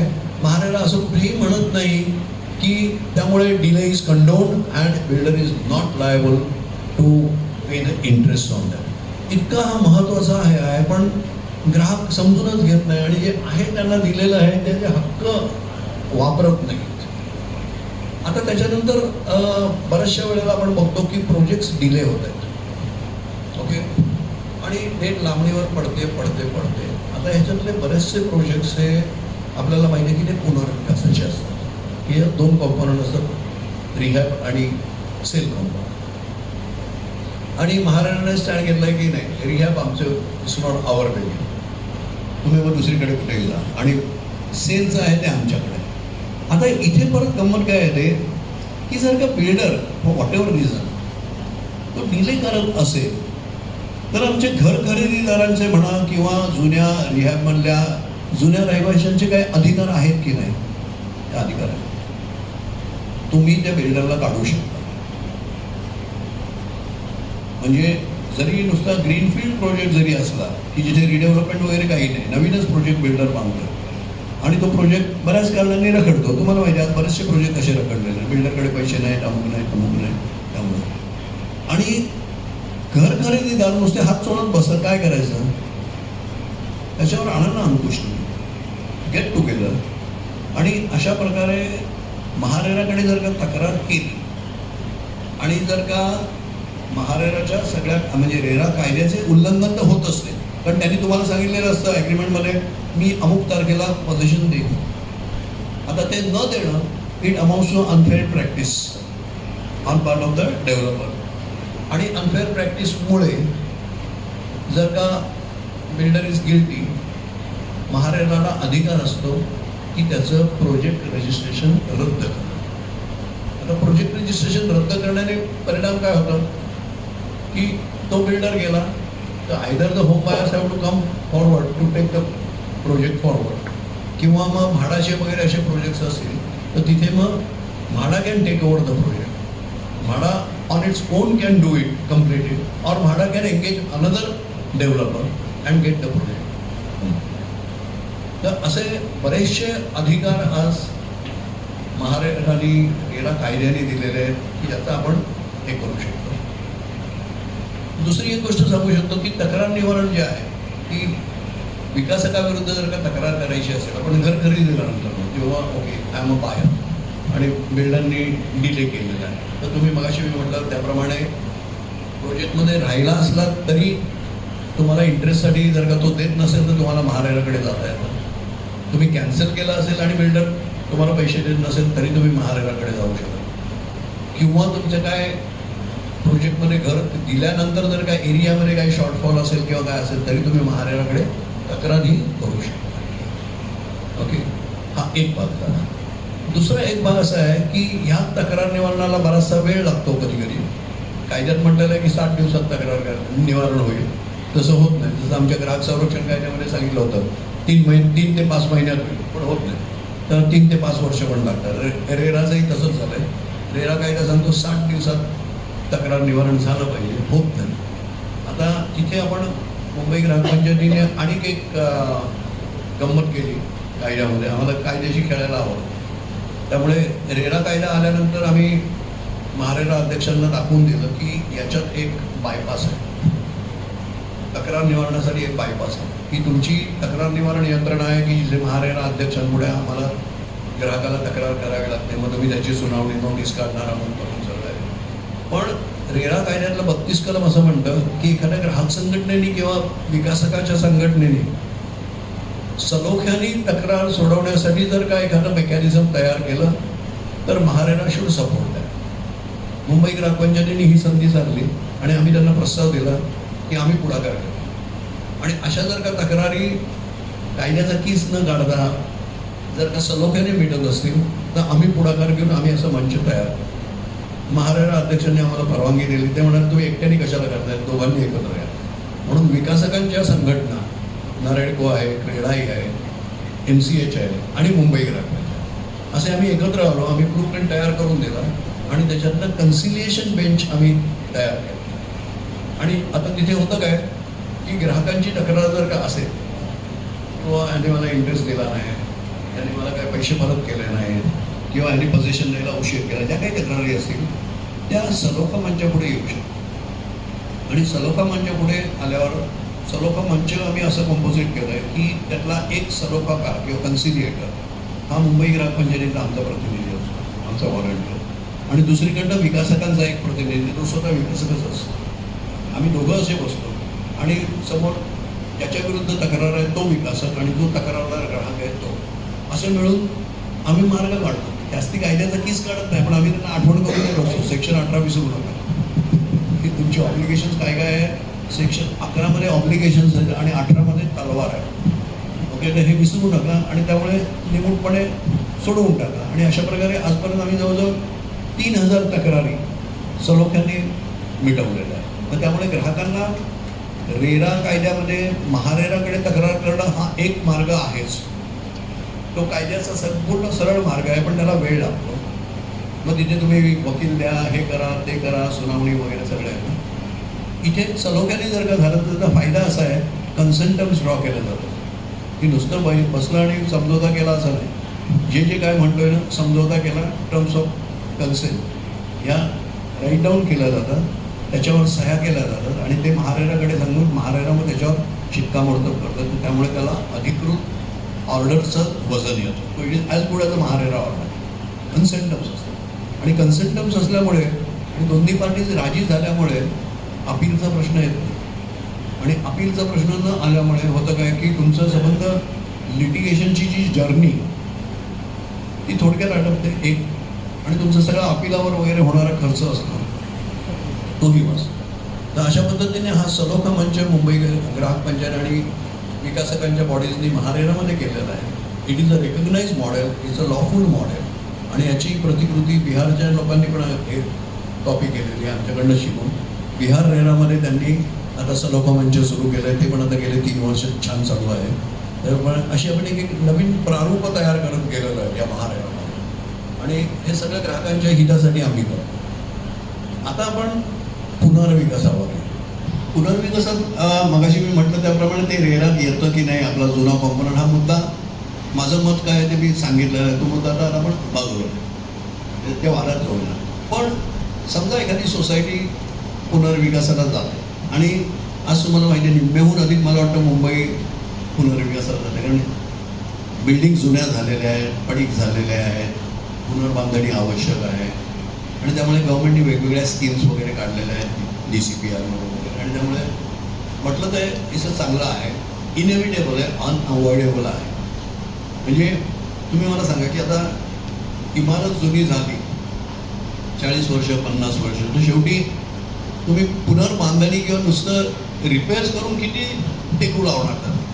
तर त्यामुळे redevelopment is inevitable and unavoidable after certain period and after certain life of the building. हा कदाचित सोसायटीमध्ये वादाचा मुद्दा होऊ शकेल आणि होतो. काही जण म्हणतात अरे अजून काय आमची बिल्डिंग स्ट्रॉंग आहे, ठीक आहे, त्याचे काय वाद असेल you take a call on that, I am not on that. ते सगळे याच्यातल्या गमती असतात. पण जिथे रिडेव्हलपमेंट आपल्याला जायचं असतं तिथे आपण काय खबरदारी घ्यावी हे सगळ्यात महत्त्वाचं. म्हणजे रिडेव्हलपमेंट हवं का नको हा प्रत्येक सोसायटीने घ्यायचा कॉल आहे. त्याच्यासाठी देखील जे काय कायदे असतील ते असू देत. पण जनरली आता म्हणजे जरी म्हटलं की ती बिल्डिंग पडीक असली पाहिजे, डिलॅपिडेटेड असली पाहिजे. मग काही म्हणतात अहो ही डिलॅपिडेटेड नाही आहे, आम्हाला सर्टिफिकेट्स तशी पण मिळू शकतात, अशी पण मिळू शकतात, जे काय असेल तर त्याच्यात once you decide to go for the redevelopment what are the precautions. आणि याच्यासाठी एक म्हणजे शासकीय गाईडलाईन्स आहेत आणि त्याच्यात 79A हे काही जणांनी ऐकलं असेल की there are guidelines under section 79A of Maharashtra cooperative societies act. त्याच्यातनं शासनाला अधिकार आहेत की सूचना द्यायच्या आणि त्याप्रमाणे त्यांनी 2009 एक परिपत्रक काढलं होतं आणि दॅट इज रिवाइज्ड ऑन 4 जुलै 2019. आता 4 जुलै 19चं जे परिपत्रक आहे 79A खालचं दॅट इज नाव द प्रिव्हेलिंग. आणि त्या ह्याच्याप्रमाणे विकासक कसा निवडायचा याच्यासाठी जनरल बॉडी घ्यायची, सोसायटीने कसं करायचं, पारदर्शक पद्धतीने कसं करायचं, याच्या सगळ्या त्या गाईडलाईन्स आहेत त्या सगळ्यांनी वाचणं आवश्यक आहे. आणि विशेषतः सोसायटीचे जे पदाधिकारी असतात, चेअरमन, सेक्रेटरी, ट्रेजरर किंवा इव्हन कमिटी मेंबर्स किंवा इव्हन ऑर्डिनरी मेंबर, प्रत्येकाला माहिती पाहिजे की नक्की ते काय आहे. आणि रिडेव्हलपमेंट हा म्हटलं तर एक असा इतका काय म्हणू वादग्रस्त म्हणा, काही म्हणतील ल्युक्रेटिव्ह म्हणा किंवा काही म्हणे संशयाचे असे प्रश्नचिन्ह उभं करणारे म्हणा किंवा मग आपणच म्हणतो अरे ह्यानी विकासक आणला ना म्हणजे याचं काहीतरी आहे. आणि मॅनेजिंग कमिटी तर always that is the first victim in the redevelopment की ह्यांचं आणि त्यांचं काहीतरी साठागाठ असतो. आणि याच्यासाठीच ह्या 79A ची तरतूद करण्यात आली. 79A खाली ज्या गाईडलाईन्स आहेत ह्या जर का तुम्ही काटेकोरपणाने म्हणा किंवा जास्तीत जास्त मी म्हणजे अगदी स्ट्रिक्टली काटेकोरपण नाही पण ॲज मच ॲज पॉसिबल जर का तुम्ही फॉलो केल्या तर बरेचसे वाद हे आपापसात जे असतात सोसायटीतल्या मेंबरमध्ये मेंबर आणि मॅनेजिंग कमिटी किंवा पदाधिकारी आणि मॅनेजिंग कमिटी असे जे असतात ते वाद निवडून. कारण काय आहे की मुळात रिडेव्हलपमेंटला जायचं की नाही हा पहिला प्रश्न. याचे वाद आपल्या घरापासूनही होतात. नवरा आणि बायकोमध्ये वाद होऊ शकतात किंवा आई बाबा आणि मुलांमध्ये वाद होऊ शकतात. त्याच्यात सून असली तर आणि काही छान ॲडिशन होऊ शकते. हे सगळे मग कशाला हवं कशाला नको वगैरे वगैरे वगैरे. पण ते घरातले वाद मग आपल्या जनरल बॉडीत येतात आणि शेवटी मेंबर म्हणून तुम्हाला सांगायचं असतं. मग त्यावेळेला हे गाईडलाईन्स असं म्हणतं की अशी जी मीटिंग बोलवायची असते ती मीटिंग 14 दिवसाची नोटीस देऊन मॅनेजिंग कमिटीने बोलवायची सेक्रेटरीने आणि त्याचा कोरम सभा सुरू होण्यासाठी लागणारे आवश्यक गणसंख्या ही 2/3 ऑफ द टोटल मेंबर्स. म्हणजे जर का तुमचे 100 मेंबर्स असतील तर 66-67 एवढे उपस्थित हवेत. उपस्थित नसले तर काय सभा ॲडजस्ट एका महिन्यात परत सभा बोलवतो. परत जर का 66 मेंबर्स उपस्थित नसले तर त्याचा अर्थ तुमच्या सोसायटीतल्या सदस्यांना रिडेव्हलपमेंटमध्ये स्वारस्य नाही, मॅटर क्लोज्ड. आणि मग पुढे 3 महिने तुम्ही या विषयाला हात काढू शकता. 3 महिन्यानंतर परत काही जर का लोकांची मतं बदलली you can call the fresh general body. आता जर का कोरम मीटिंगमध्ये झाला समजा 2/3 लोक आले तर त्याच्यानंतर प्रश्न येतो पहिला प्रिलिमिनरी की बाबा सोसायटीने रिडेव्हलपमेंटला जायचं की नाही. कारण तिथेच मोठं मतांतर असतं. काही असतील का कारण काहीही असू शकतात. इनफॅक्ट म्हणजे इतकी ऑड देखील असू शकतात ना आणि ॲब्सर्ड की मी पाहिलेलं आहे. म्हणजे 2009 पासून मी बघतोय या सगळ्या गोष्टी काय काय किंवा त्याच्याही आधीपासून. अहो पण आम्हाला ना सकाळी इथे उठल्यावर आम्हाला सूर्यदर्शन दिसतं. आता आम्हाला नवीन ह्याच्यात तो बिल्डर गॅरंटी करेल का की आमचा फ्लॅट हा असाच असेल आणि तो नको आहे म्हणून आम्हाला पुनर्विकास नको.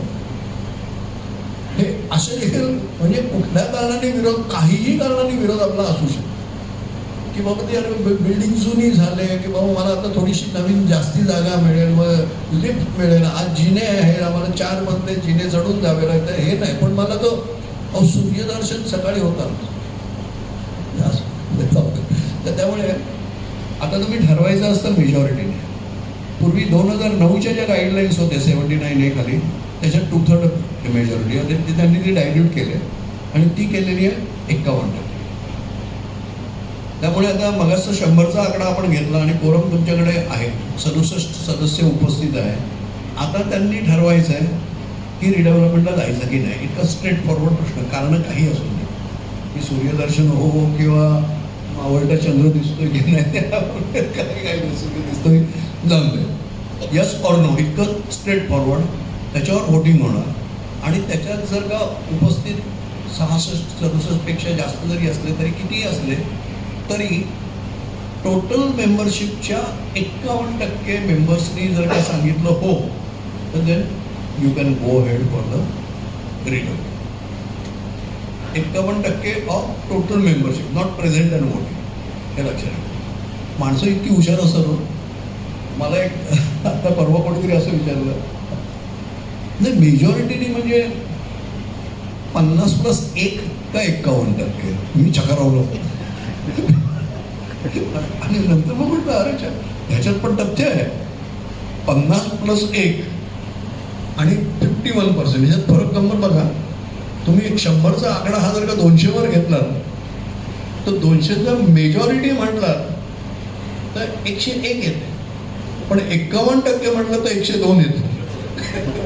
हा आकडा 300वर गेला तर तुम्ही 153 आणि 151 असं होतं ते. म्हणजे मी पण आतापर्यंत मेजॉरिटी आणि 51% आम्ही सिम्पल मेजॉरिटी म्हणून म्हणायचो, पण एकाने हे पण छान करून दाखवलं की 50+1 का 51%. मग मी परत त्या गाईडलाईन्स पाहिल्या आणि म्हटलं की नाही, गाईडलाईन्समध्ये 51% म्हटलं त्याला.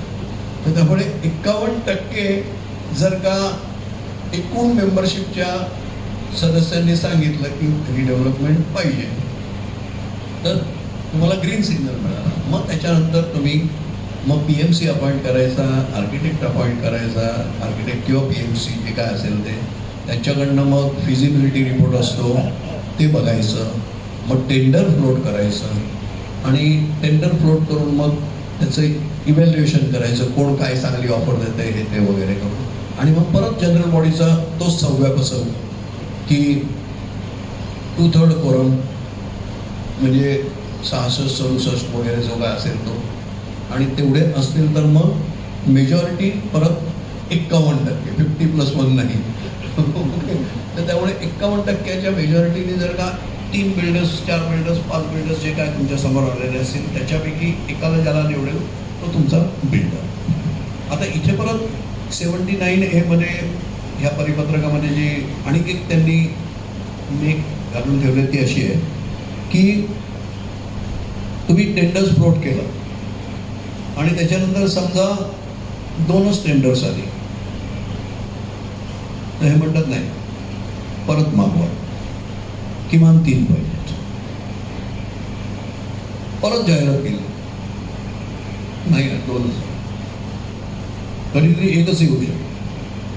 तर 2 वेळा जाहिरात दिल्यानंतरही जर का तुमच्याकडे 1 आणि 2च राहिले तर ते तुमचं नशीब. मग तुम्ही 2 असले तर 2तला 1 निवडा आणि 1 असला तर इट इज अ फेट आहे, कॉम्प्लीट जे आहे ते तुम्हाला स्वीकारावं लागेल वगैरे अशा पद्धतीने. पण ही प्रोसेस दिलेली आहे की जेणेकरून जास्तीत जास्त पद्धतीने कॉम्पिटिटिव्ह ठेवून तुम्हाला संधी मिळेल की you get a better offer, हा त्याच्यामागचा उद्देश आहे. तर त्यामुळे हे पण लक्षात ठेवा की पहिल्या स्टेजला तुम्हाला जाहिरातीतनं, मग ती जाहिरात तुम्ही पेपरमधनं द्या किंवा सर्क्युलेट करून अमंग द मेंबर्स द्या, याच्याबद्दल काही बंधन 79A मध्ये नाही. तुम्ही प्रायव्हेटली सर्क्युलेट करून तुमच्या ओळखीचे सगळ्यांचे मांडा, बोलवा, टेंडर तयार करा आणि मग त्याच्यानंतर करू शकता. आणि मग सिलेक्ट झाल्यानंतरची जी प्रोसेस असते तिथे तुम्हाला लिगल ॲडवायझर पण लागतो, कारण त्याच्यानंतरचं महत्त्वाचं काम म्हणजे डेव्हलपमेंट ॲग्रीमेंट. आणि हे डेव्हलपमेंट ॲग्रीमेंटवर तुमचं सगळं भविष्य असतं. बिल्डरने ऑफर दिलेली असते ही एक गोष्ट असते, पण त्याच्यानंतर बिल्डर तुम्हाला काय देणार आहे आणि त्याच्यापेक्षा कधी देणार आहे हे जास्ती महत्त्वाचं. तो म्हणून ठीक आहे मग मी 30% जास्ती जागा देतो, पण ती कधी देणार आणि ती वेळेत नाही दिली तर काय. कारण आज आपण जे पुनर्विकासातनं जातोय, बरेचसे जण म्हणजे जात आहेत म्हणजे नुसते जात नाही तर ते भरडले जातात. आणि सगळ्यात दोन महत्त्वाचे कन्सर्न पुनर्विकासामध्ये असतात ते की मी जागा खाली करून दिल्यानंतर जो ट्रान्झिट पिरियड असतो मला, की मी माझी जागा दिली, चावी दिली सोसायटीच्या हातात, सोसायटीने बिल्डरला दिली आणि नंतर मला नवीन चावी नव्या घराची मिळेपर्यंतचा जो ट्रान्झिट पिरियड आहे हा म्हणजे एका काठावरून दुसऱ्या तीरावर जाण्यासारखं असतं, मध्ये पाणी. आणि त्याच्यासाठी बिल्डर म्हणतो मी तुम्हाला भाडं देणार, मी तुम्हाला ब्रोकरेज देणार, मी तुम्हाला ट्रान्सपोर्टेशन चार्जेस देणार, मी तुम्हाला कॉर्पसही देणार, या सगळ्या टर्म्स असतात. पण ते भाडं मध्येच थांबलं तर काय, पण घर तुमचं गेलेलं असतं. आपल्या सगळ्यांकडे 2-2 घरं असतातच असं नाही. बरं, जसं पुनर्विकासाची गंमत अशी आहे की इमारती जशा जुन्या झालेल्या आहेत त्यातली राहणारी मंडळी पण जुनीच झाली. त्यामुळे बऱ्याचशा ठिकाणी ज्येष्ठ नागरिक, निवृत्त नागरिक, लिमिटेड इन्कम आणि घरं पाडलेली आणि प्रोजेक्ट अडकला. आज मुंबईत शेकडो नाही हजारो प्रोजेक्ट्स असे आहेत की जिथे प्रोजेक्ट रखडलेले आहेत आणि भाडी बंद झालेली. काय करणार आता अशा वेळेला? आपल्याला काही खबरदारी आपण घेऊ शकतो आणि म्हणून डेव्हलपमेंट ॲग्रीमेंट करताना काही खबरदारी सोसायट्यांनी नेहमी घेणं आवश्यक असतं. ते म्हणजे पहिला प्रश्न बिल्डरला विचारायचं, भाड्याची गॅरंटी काय? तुम्ही भाडे बरं मार्केट रेटने द्या लागली, ते म्हणतील आम्ही पर स्क्वेअर फूट इतकं देतो, आत्ताचा रेट इतका आहे. मंडळी खुश होतात, म्हणतात थोडंसं जास्तीच मिळते चला आणि ते घेऊ आणि आम्ही कुठेतरी आणि उत्तरेकडे जाऊ. ठीक आहे, हरकत आहे, ती आपली गरज पण असते कधी कधी, चालेल. पण ते जे काही आकर्षक म्हणा किंवा चांगलं भाडं असतं पहिल्या 1 वर्षावर बहुतेक बिल्डर्स देतात, पण नंतर थांबलं तर गॅरंटी काय? आणि बहुतेक बिल्डर्स हे बँक गॅरंटी द्यायला नाकारतात. ओके, आणि 79A ची जी गाईडलाईन्स आहेत त्याच्यात बँक गॅरंटी म्हटलेली आहे. The developer shall give bank guarantee to the extent of 20% of the project cost. आपण आग्रह का नाही धरू शकत? खंबीर राहा ना. नंतर कोण तुमच्या मदतीला येणार आहे सांगा. जर का बिल्डर म्हणेल मी पोस्ट डेटेड PDCs देतो म्हणतो, काही म्हणतात मी 1 वर्षाचे देतो आणि दर वर्षाला PDC देतो. आणि मग ते PDCs द्यायचे तर मग 4 वर्षाचे दे ना किंवा 3 वर्षाचे दे ना. पण त्या PDCला काय अर्थ असतो तुम्ही सांगा ना. बँकेतली पण मंडळी तिथे असते, दिलं PDC, मग बिल्डर म्हणतो ठीक आहे ना, वी आर अकाउंटेबल अंडर 138. अरे हो, पण त्यासाठी आम्ही ते भांडत राहायचं का? आता निवृत्त मंडळी गेली, भाड्यातलं बंद झालं तर आम्ही आता काय 138 खाली खटले चालत बसवायचे की काय? म्हणजे तो पैसा परत आहे. त्यापेक्षा बँक गॅरंटी पाहिजे. आणि इथे माझं एक सगळ्या सोसायटीजना, पदाधिकाऱ्यांना, सगळ्यांनाच एक आग्रहाची विनंती आहे, कळकळीची विनंती आहे, इथे तडजोड नका करू. मग बिल्डर्स काय करतात? अगदी सांगतात नाही मग आम्ही असं करतो, 2 फ्लॅट सोसायटीच्या नावाने ठेवतो आणि बिल्डिंग कंप्लीट झाल्यावर मग ते आम्ही आमच्या नावावर करतो, मग आम्ही विकू. म्हणजे कशाला? गॅरंटी म्हणून. पण तुम्ही मला सांगा, जे फ्लॅट्स अजून बांधलेलेच नाहीत, जे हवेत आहेत, त्याची तुम्ही गॅरंटी काय देणार? मुळात आपले एवढे प्रश्न तोच आहे की त्या मजल्यावर तुम्ही जाणारच आहात की नाही. एक दुसरी गोष्ट, ते तुमचेच फ्लॅट्स आहेत, ते सेल कॉम्पोनंट मधले आहेत, ते तुम्ही परस्पर विकून त्यांच्याकडनं पैसे पण घेतलेले आहेत किंवा नाही हे आम्हाला कसं कळलं? तर त्यामुळे कृपा करून बिल्डर्स जे हे सांगतात ना, याच्याऐवजी आम्ही ते देईन, कृपा करून मान्य नका करू. तुम्हाला जर का पुनर्विकास यशस्वी करायचा असेल तर काही बाबतीत तडजोड नाही, नाही म्हणजे नाही. आणि बरं, तुम्ही काय हवेत न मागताय का? सरकारच सांगतंय की 20% प्रोजेक्टची गॅरंटी आम्हाला पाहिजे, प्रोजेक्ट कॉस्टचे 20%. की केवळ मला एक रूम मोठी मिळते, माझं 1 BHK 2 BHK होतोय, कॉर्पस चांगला देतं ना तो, वा छान आहे. अरे पण भाड्याचं काय? तुम्ही भाडं घेऊन पूर्ण 3 वर्ष 4 वर्ष सुखाने झोपलात तरच तुम्हाला ते पुढचं 1 room additional, lift, amenities, swimming pool, सगळं चित्र जे आहे ते नंतरचं आहे. हो, पण मध्ये जाताना तुमची गाडी रखडली तर तुम्ही पैल फिरायला लागणारच नाही.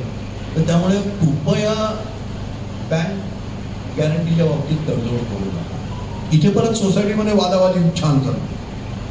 काही जण म्हणते अरे नाही चलेगा, बिल्डर अच्छा आहे. आता मी तुम्हाला बिल्डर अच्छा आहे त्याच्या पण गोष्टी सांगतो की बिल्डर अच्छे असतात, नावं खूप छान पण असतात, रेप्युटेड असतात.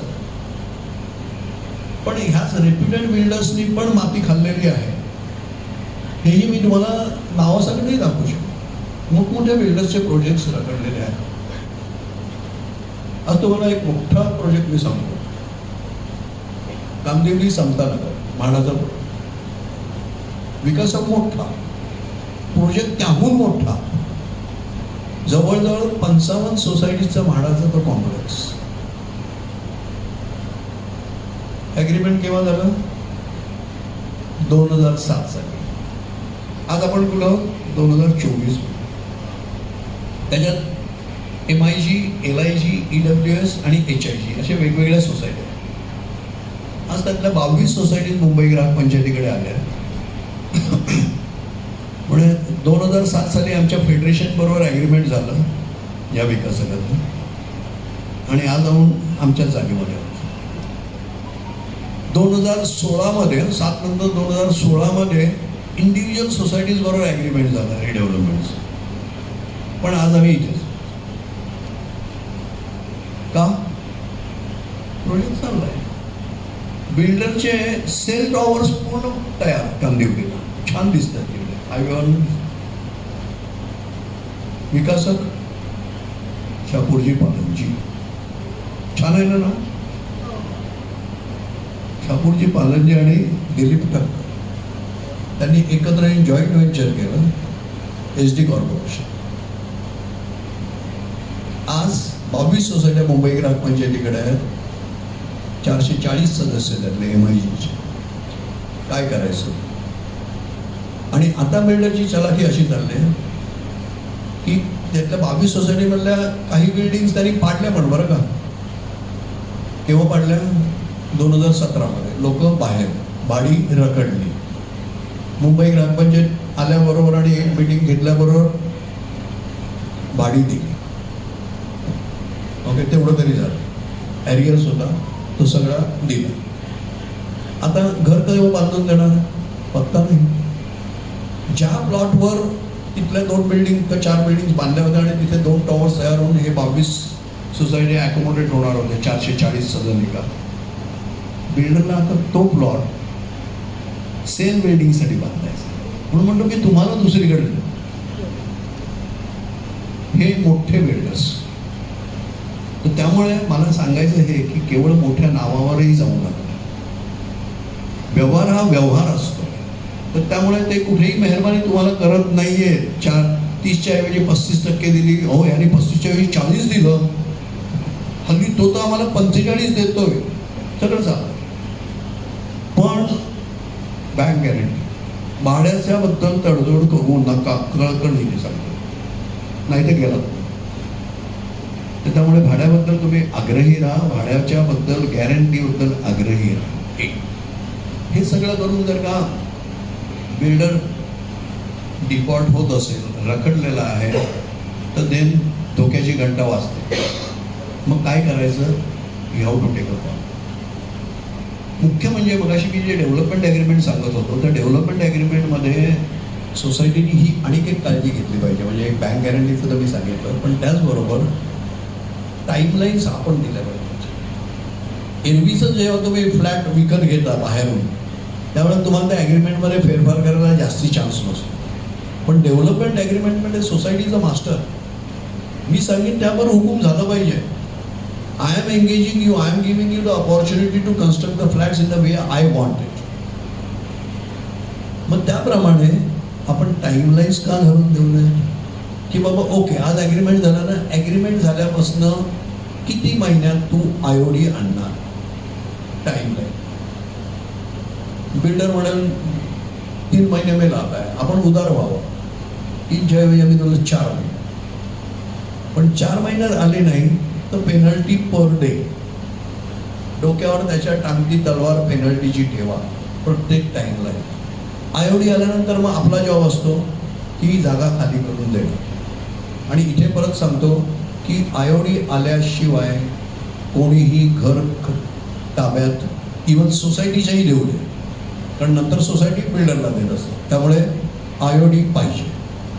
त्याचबरोबर PAAA ॲग्रीमेंट म्हणजे जे पर्सनल ॲग्रीमेंट असो, परमनंट ऑल्टरनेट अकोमोडेशन ॲग्रीमेंट, हे प्रत्येक सदस्याबरोबर होत असतं. आपली सदनिका असते, त्यामुळे सोसायटीबरोबर होतं ते डेव्हलपमेंट ॲग्रीमेंट होतं आणि वैयक्तिक सदस्याबरोबर असतं ते PAAA agreement, permanent alternate accommodation agreement. ते ॲग्रीमेंट देखील एक खबरदारी म्हणून शक्यतो आपण जागा खाली करून द्यायच्या आधी आणि IOD यायच्या वेळेला आपण करून घेणं हे आपली जबाबदारी आहे. आणि you should insist on that in a deals. मग IOD आल्यानंतर आम्ही केव्हा ताबा देऊ आमच्या राहत्या घरांचा, तर ती जबाबदारी सोसायटीची. आणि सोसायटीने सांगायचं की बाबा आम्ही 30 दिवसात किंवा 45 दिवसात, मॅक्सिमम 60 दिवसात देऊ. मग त्याच्यानंतर परत बॉल त्याच्या कोर्टात जातो. मग त्याला विचारायचं तू CC केव्हा आणणार. IOD नंतरची stage CC, common spend certificate. मग बिल्डिंग पाडलेली आहे हे दाखवून त्याला ती कॉमन स्पेंड सर्टिफिकेट मिळतं. तो बिल्डर म्हणाला की बाबा तुम्ही मला पूर्ण प्लॉटचा ताबा दिल्यानंतर मी 3 महिन्यात किंवा 4 महिन्यात आणून देतो, तुम्ही परत 1 महिना ग्रेस पिरियड, पण त्याच्यानंतर पेनल्टी पर डे ही तुम्ही लावायचीच. होम बायर जेव्हा असतो तेव्हा त्याला काय हे चान्स मिळत नाही. डेव्हलपमेंट ॲग्रीमेंटमध्ये तुम्हाला मिळतो, तुम्ही ते ठोकायचं असतं. आणि त्याच्यानंतर कन्स्ट्रक्शन होईल आणि नंतरची स्टेज येते ती ऑक्युपेशनसाठी ताबा. तो केव्हा देणार, तिथे ते गुगली टाकतात. नेहमी सुरुवातीला ऑफर देताना सांगतात 36 महिन्यात देतो. अरे भाऊ पण 36 महिन्यात केव्हापासून, तो गुगली असतो. कारण केव्हापासून हे मोजायचं झालं तर त्याला 2-3 निकष असतात. 1 from the date of agreement, 2 from the date of IOD, 3 from the date of I give you ताबा of my building, 4 from the date of first commencement certificate. तर त्यामुळे 36 महिने केव्हापासून किंवा 48 महिने केव्हापासून, कारण हा जो काळ आहे डेट ऑफ ॲग्रीमेंटपासून ते CC पर्यंत, ह्याच्यातच तुमचा बराच वेळ जातो. आणि इथे जर का तुम्ही टाईमलाईन्स घातल्या नाही तर then you cannot see that there is a breach of the agreement. तुम्हाला बिल्डर विरुद्ध सुरक्षित राखायचं असेल आणि त्याला वेळ आली तर दरवाजा दाखवायची वेळ असेल, संधी पाहिजे असेल, तर त्याच्यासाठी you should provide the provisions with the time lines. And then if there is a breach of time line that entitles you to terminate the agreement. आणि म्हणून ह्या प्रोव्हिजन्स असल्याच पाहिजे. टाईमलाईनच दिली नाही आणि त्यांनी एक ओव्हरऑल टाईमलाईन दिली की हां मी ॲग्रीमेंट झाल्यापासून 4 वर्षात तुम्हाला दावा देईल, म्हणजे तुम्हाला त्या 4 वर्षापर्यंत प्रतीक्षाच करावी लागेल. Because there is no breach of any provision. पण मी काय म्हणतो, मी 4 वर्षात केव्हाही करीन. 1 वर्ष गेलं तुम्ही बघता अरे ह्याने IOD आणलेलं नाही अजून, 1 वर्ष गेला, मग काय करणार. Can you take any action. Breach, no breach. कारण तुम्ही ॲग्री केलेलं आहे ओव्हरऑल 4 वर्षाचा कालावधी, म्हणजे मी तोपर्यंत थांबायचं का. Bad drafting of the agreement. तर त्यामुळे असं न करता प्रत्येक स्टेजला टाईमलाईन घालून देणं. Timeline should अकंपनी with the penalty, हे आवश्यक. त्यामुळे अशा काही खबरदारी तुम्ही घेतलं तर त्या दृष्टीने मग करायला लागेल. अर्थात बिल्डरबरोबर आपणही कोऑपरेट करणं हे आवश्यकच असतं इन आवर ओन इंटरेस्ट. नुसत्या काड्या घालण्यात काही अर्थ नसतो. पण त्याचबरोबर you should B firm on certain things, non negotiable. काही बाबतीत तडजोड नाही, भाड्याच्या बाबतीत तडजोड नाही, बँक गॅरंटीच्या बाबतीत तडजोड नाही, टाईमलाईनच्या बाबतीत नाहीच नाही, स्ट्रिक्टली. आणि डिले होऊ शकतो but then you pay the penalty. आणि ही पेनल्टी आपल्याला सोसायटीला किंवा मेंबर्सना पैसे करण्यासाठी नसते, तर त्याच्या डोक्यावर काहीतरी एक तलवार पाहिजे, कुठेतरी त्याला पिंच लागला पाहिजे म्हणून येतं. नाही तर ते इट जस्ट गोज ऑन आणि मग त्याला अंत नसतो. आजपर्यंत हे बहुतेक सगळे प्रोजेक्ट रखडले तर त्याची कारणं ही आहेत की खबरदारी व्यवस्थितपणे घेतली गेलेली नाही, ग्राहक जागरूक नाही, सोसायट्या नीटपणे ॲग्रीमेंट्स करून घेत नाही आणि दे सकम and virtually surrender before the developer. कधी कधी देर इज अ आम्हाला हा बिल्डर मिळाला, नका ना. बिल्डर कोणी असो, you mind your on business. आम्हाला आमचं घर केव्हा कधी कसं मिळणार, टाईमलाईन सांगा, गॅरंटी द्या आणि मग घ्या. इथे तडजोड नको द्या. तर अशा प्रकारे हा पुनर्विकास आहे. ह्या गोष्टी आहेत. पुनर्विकासातनं the extreme position, what happens when the builder defaults. भाडं थांबवलं आहे, मग काय करायचं? तर त्याला संधी द्यायची, बाबा रे दे, नाहीतर मग आहे, मग कोर्टबाजी चालू होते. मग त्याच्यातनं इनफॅक्ट डेव्हलपमेंट ॲग्रीमेंटमध्ये देखील बरेच बिल्डर्स आम्हाला असे भेटतात की we will not agree for the termination clause. का? अहो आम्ही एवढी इन्व्हेस्टमेंट करतो, FSI घेतो, TDR घेतो, अमुक घेतो, तमुक घेतो, आणि मग सगळ्यात ना आम्ही एवढं केल्यानंतर तुम्ही सोसायटीत कोणतरी उठेल आणि म्हणाल नाही आता आज टर्मिनेट करू, पण असं कोणी उठत नाही. Unless there is some valid reason, nobody likes to terminate it. पण तरी पण जसं डेव्हलपर्स बँक गॅरंटी द्यायला रिलक्टंट असतात आणि शक्यतो टाळतात, तसंच डेव्हलपर्स हे ॲग्रीमेंटमध्ये टर्मिनेशन क्लॉज घालायला तयार नसतात आणि सोसायटीने ते आग्रहपूर्वक घालायलाच पाहिजे. यू रिझर्व युअर राईट की मला तुला कापायचं नाही आहे. कारण शेवटी आपल्याला टर्मिनेट केल्यानंतर आपल्यालाही डोकेदुखी असते, दुसरा विकासक शोधा, हे अर्धवट काम झालेलं आहे, काय करायचं, कोणी टेक ओव्हर करायचं, काय 1700 गोष्टी असतात. तर त्यामुळे आम्ही काय गंमत म्हणून कोणाला तरी टर्मिनेट करणार नाही आहोत. It's a serious business. But if there are breaches और उद्या तो बिल्डरचे 12 वाजले तर तुम्ही काय करणार आहात? तुम्ही काय बघत बसणार का? तर त्यामुळे termination clause, exit clause has to be there. तर त्यामुळे ती पण प्रिकॉशन सोसायटीने घेणं हे आवश्यक आहे. अशा काही ह्या सगळ्या गोष्टी आहेत की ज्या तुम्हाला मी थोडक्यात सांगितल्या की काय काय प्रिकॉशन घेणं. पुनर्विकासामध्ये हा पुनर्विकासाचा मार्ग जो आहे हा इतका साधा सोपा नसतं. चित्र छान दिसतं, ऑफर बरोबर पाहिजे तर बिल्डर अरे छान देतं, आम्हाला 40% जागा दिली, ॲम्युनिटीज दिल्या, स्विमिंग पूल पण देणार आहे, जिम पण देणार आहे, एक हॉल देणार आहे, अमुक तमुक टा टा टा टा टा. पण तो प्रवास तुमचा सुरक्षित, सुखरूप, निर्वेल होण्यासाठी काही काळज्या घ्याव्या लागतात. त्या काळज्या मी तुम्हाला सांगितल्या, त्या घ्या. आणि पुण्या-गोविंदाने सोसायटीतले आपले जे वाद असतात ते पुण्या सोसायटीतले पण आपले वाद असतात. म्हणजे एकीकडे होम फ्रंटमध्ये आपण हे करतो, दुसरीकडे बिल्डर बरोबर असतो. त्यामुळे होम फ्रंट आपली नेहमी आहे. त्याच्यासाठी एक टीप महत्त्वाची म्हणजे सोसायटीतल्या पदाधिकारी आणि कार्यकारिणींनी एक गोष्ट ठेवली पाहिजे की सर्व मेंबर्सना विश्वासात घ्या नेहमी. Don't act in a way which will give rise to the doubts in the minds of the members की बाबा बिल्डर आणि मॅनेजिंग कमिटी किंवा बिल्डर आणि पदाधिकारी यांचं काहीतरी साठं. Don't act in that way. त्यामुळे जे काही निर्णय घ्यायचे असतील ना, छोटे मोठे रिडेव्हलपमेंटमधले, मी तर म्हणतो की प्रत्येक रिडेव्हलपमेंटमधला निर्णय, मग ते टेंडर डॉक्युमेंट काय असायला पाहिजे, डेव्हलपमेंट ॲग्रीमेंट कसं असायला पाहिजे, PAAA ॲग्रीमेंट कसं, शेअर करा ना सगळ्या मेंबर्स बरोबर. काय हुशारी काय फक्त मॅनेजिंग कमिटीच्या मेंबर्सकडे असते का फक्त पदाधिकाऱ्यांकडे असते? नाही. इव्हन साधे मेंबर्स देखील सजेशन चांगल्या करू शकतात. Invite the suggestions, people feel good की आम्हाला सगळ्यांना विश्वासात घेतो झालं आहे. त्यामुळे पुनर्विकास जर का यशस्वी करायचा असेल तर पहिली गोष्ट मॅनेजिंग कमिटी आणि पदाधिकाऱ्यांनी हे लक्षात घेतलं पाहिजे की मी सगळ्या मेंबर्सना विश्वासात घेऊन सगळ्यांना कलेक्टिव्हली घेऊन पुढे जाईल तर तुमचा पण मार्ग निर्मित होतो. बिल्डर्स बरोबर आपण कधीही दुय्यम आहोत ही भावना ठेवू नका. We are equal thing. Never be की अरे तो असा आणि मी तुमच्याबरोबर कायदा आहे. Law is there to protect. तर त्यामुळे बी फॉर काही बाबतीत तडजोड नाही म्हणजे नाही. ते पण तुम्हाला बघतात कितपर्यंत तुम्ही जाऊ शकता. कसं एक ह्युमन टेंडन्सी अशी असते की आपण कुठपर्यंत खोदत जातो, जिथपर्यंत खोदता येते तिथपर्यंत मी खोदत असतो. दगड लागला की मी थांबतो ना. बिल्डर्स ते बघत असतात की तुम्ही कितपर्यंत विरोध करताय. पटले तर पटले, त्यांचे पटवण्याचे मार्ग सगळे वेगवेगळे असतात आणि ते सर्व श्रुत आहेत, त्याच्याबद्दल मी काही जात नाही. पण तुम्ही collectively you should be form, decisive आणि युनाइट. हे जर का असलं तर builder will not play any mischief आणि then you can make it. आता त्याच्यानंतर शेवटचा एक मुद्दा मी थोडक्यात सांगतो. किती वाजले मला? 1 वाजता. 5 मिनिटात मी हे सांगतो. स्वयं पुनर्विकास. आज लोकांपुढे हाही प्रश्न आहे.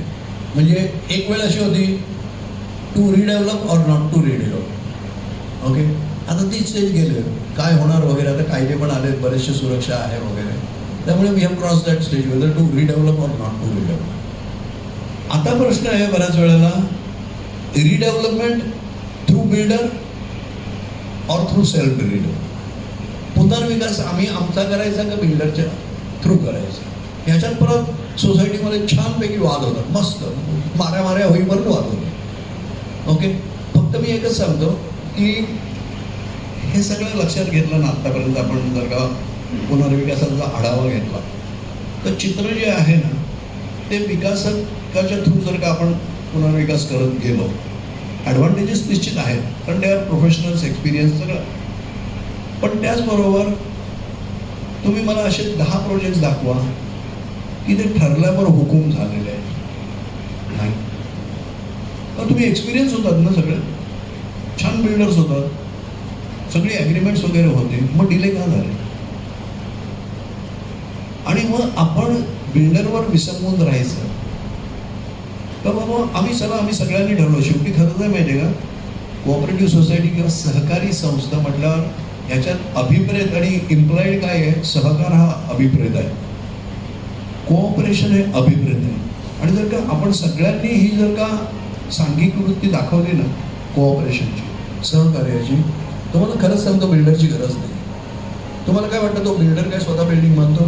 बिल्डर बिल्डिंग बांधत नाही, ना हिरानंदानी बांधत, ना रहेजा बांधत, ना शापूरजी बांधत, ना कोणी बांधत. हे सगळे कॉन्ट्रॅक्टर्स एंगेज करतात.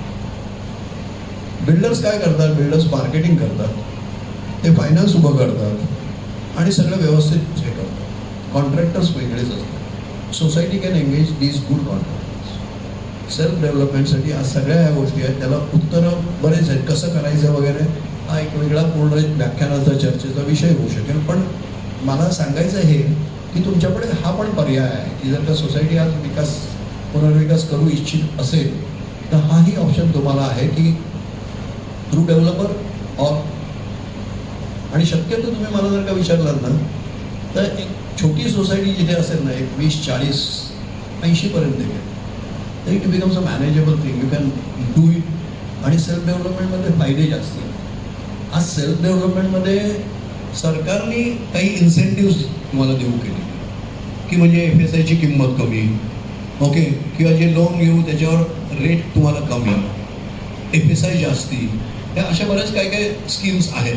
तर त्याचा अभ्यास करून सोसायटीने हा निर्णय घेतला पाहिजे की, कारण मग काय होईल की सेल्फ डेव्हलपमेंट असेल ना की तुम्ही बिल्डर्सवर अवलंबून राहणार नाही, सगळा पैसा तुमचाच असेल, बिल्डरने भाडं थांबवायचा प्रश्न नाही, मग तुम्ही लोन घेऊ शकता आणि त्या लोनवरच मग तुम्ही सगळं तुमचा इंटरेस्ट, तुमचा रेंटचं पेमेंट वगैरे यू कॅन गेट सिक्युअर्ड. त्याची वेगवेगळे मॉडेल्स असू शकतात. पण हा विचार करण्यासारखी गोष्ट आहे. आता मी एवढ्या थोड्या वेळात ते सांगू शकणार नाही, पण हा ऑप्शन चांगला आहे. आणि जर त्या सोसायटीमधली काही मंडळी पुढे येत असतील चांगलं काम करायला आणि हे देखील कॉन्ट्रॅक्ट करू शकतो आपण, जरी जर DM मॉडेल वगैरे हल्ली म्हणतात सगळे, तर त्या पद्धतीने देखील तुम्ही सगळं करू शकता आणि याचाही विचार करायला हरकत नाही. अशा पद्धतीने पुनर्विकासामुळे आव्हानं भरपूर आहेत, संधी पण चांगल्या आहेत. दोन्ही याच्यातनं पुनर्विकासातनं आपलं चांगलंच होणार आहे, कारण सगळं कमी काहीच नसतं. It is always plus plus plus, की मला जास्ती जागा मिळू शकते, मला सुविधा जास्ती मिळू शकतात, मला मिळणाऱ्या सुविधा ह्या आधुनिक असू शकतात. त्यामुळे माझं नवीन घर असेल त्याचं लाईफच मोठं असणार आहे. आता की जुन्या बिल्डिंगचं मी वाढवून रिपेअर करून किती वाढवणार, तर त्याच्याऐवजी नवीन बिल्डिंग आली तर मी 40-50 वर्ष तरी पुढे सेफ झालो. ह्या सगळ्या असल्यामुळे पुनर्विकास हवा की नको हा आता प्रश्न राहिलेला नाही. तो कसा करायचा आणि मग त्या करताना परत विकासात घ्यायचा का स्वयं पुनर्विकास हा चर्चेचा आणि निर्णयाचा विषय आहे. आणि या सगळ्यांसाठी आज लिगल फ्रेमवर्क आहे तयार. त्याचा जर का तुम्ही नीट अभ्यास केला आणि कॉल घेतला तर या सगळ्या गोष्टी आपण विनासायास म्हणणार नाही, पण कमीत कमी अडचणींना सामना देत आपण यशस्वी करू शकतो. धन्यवाद.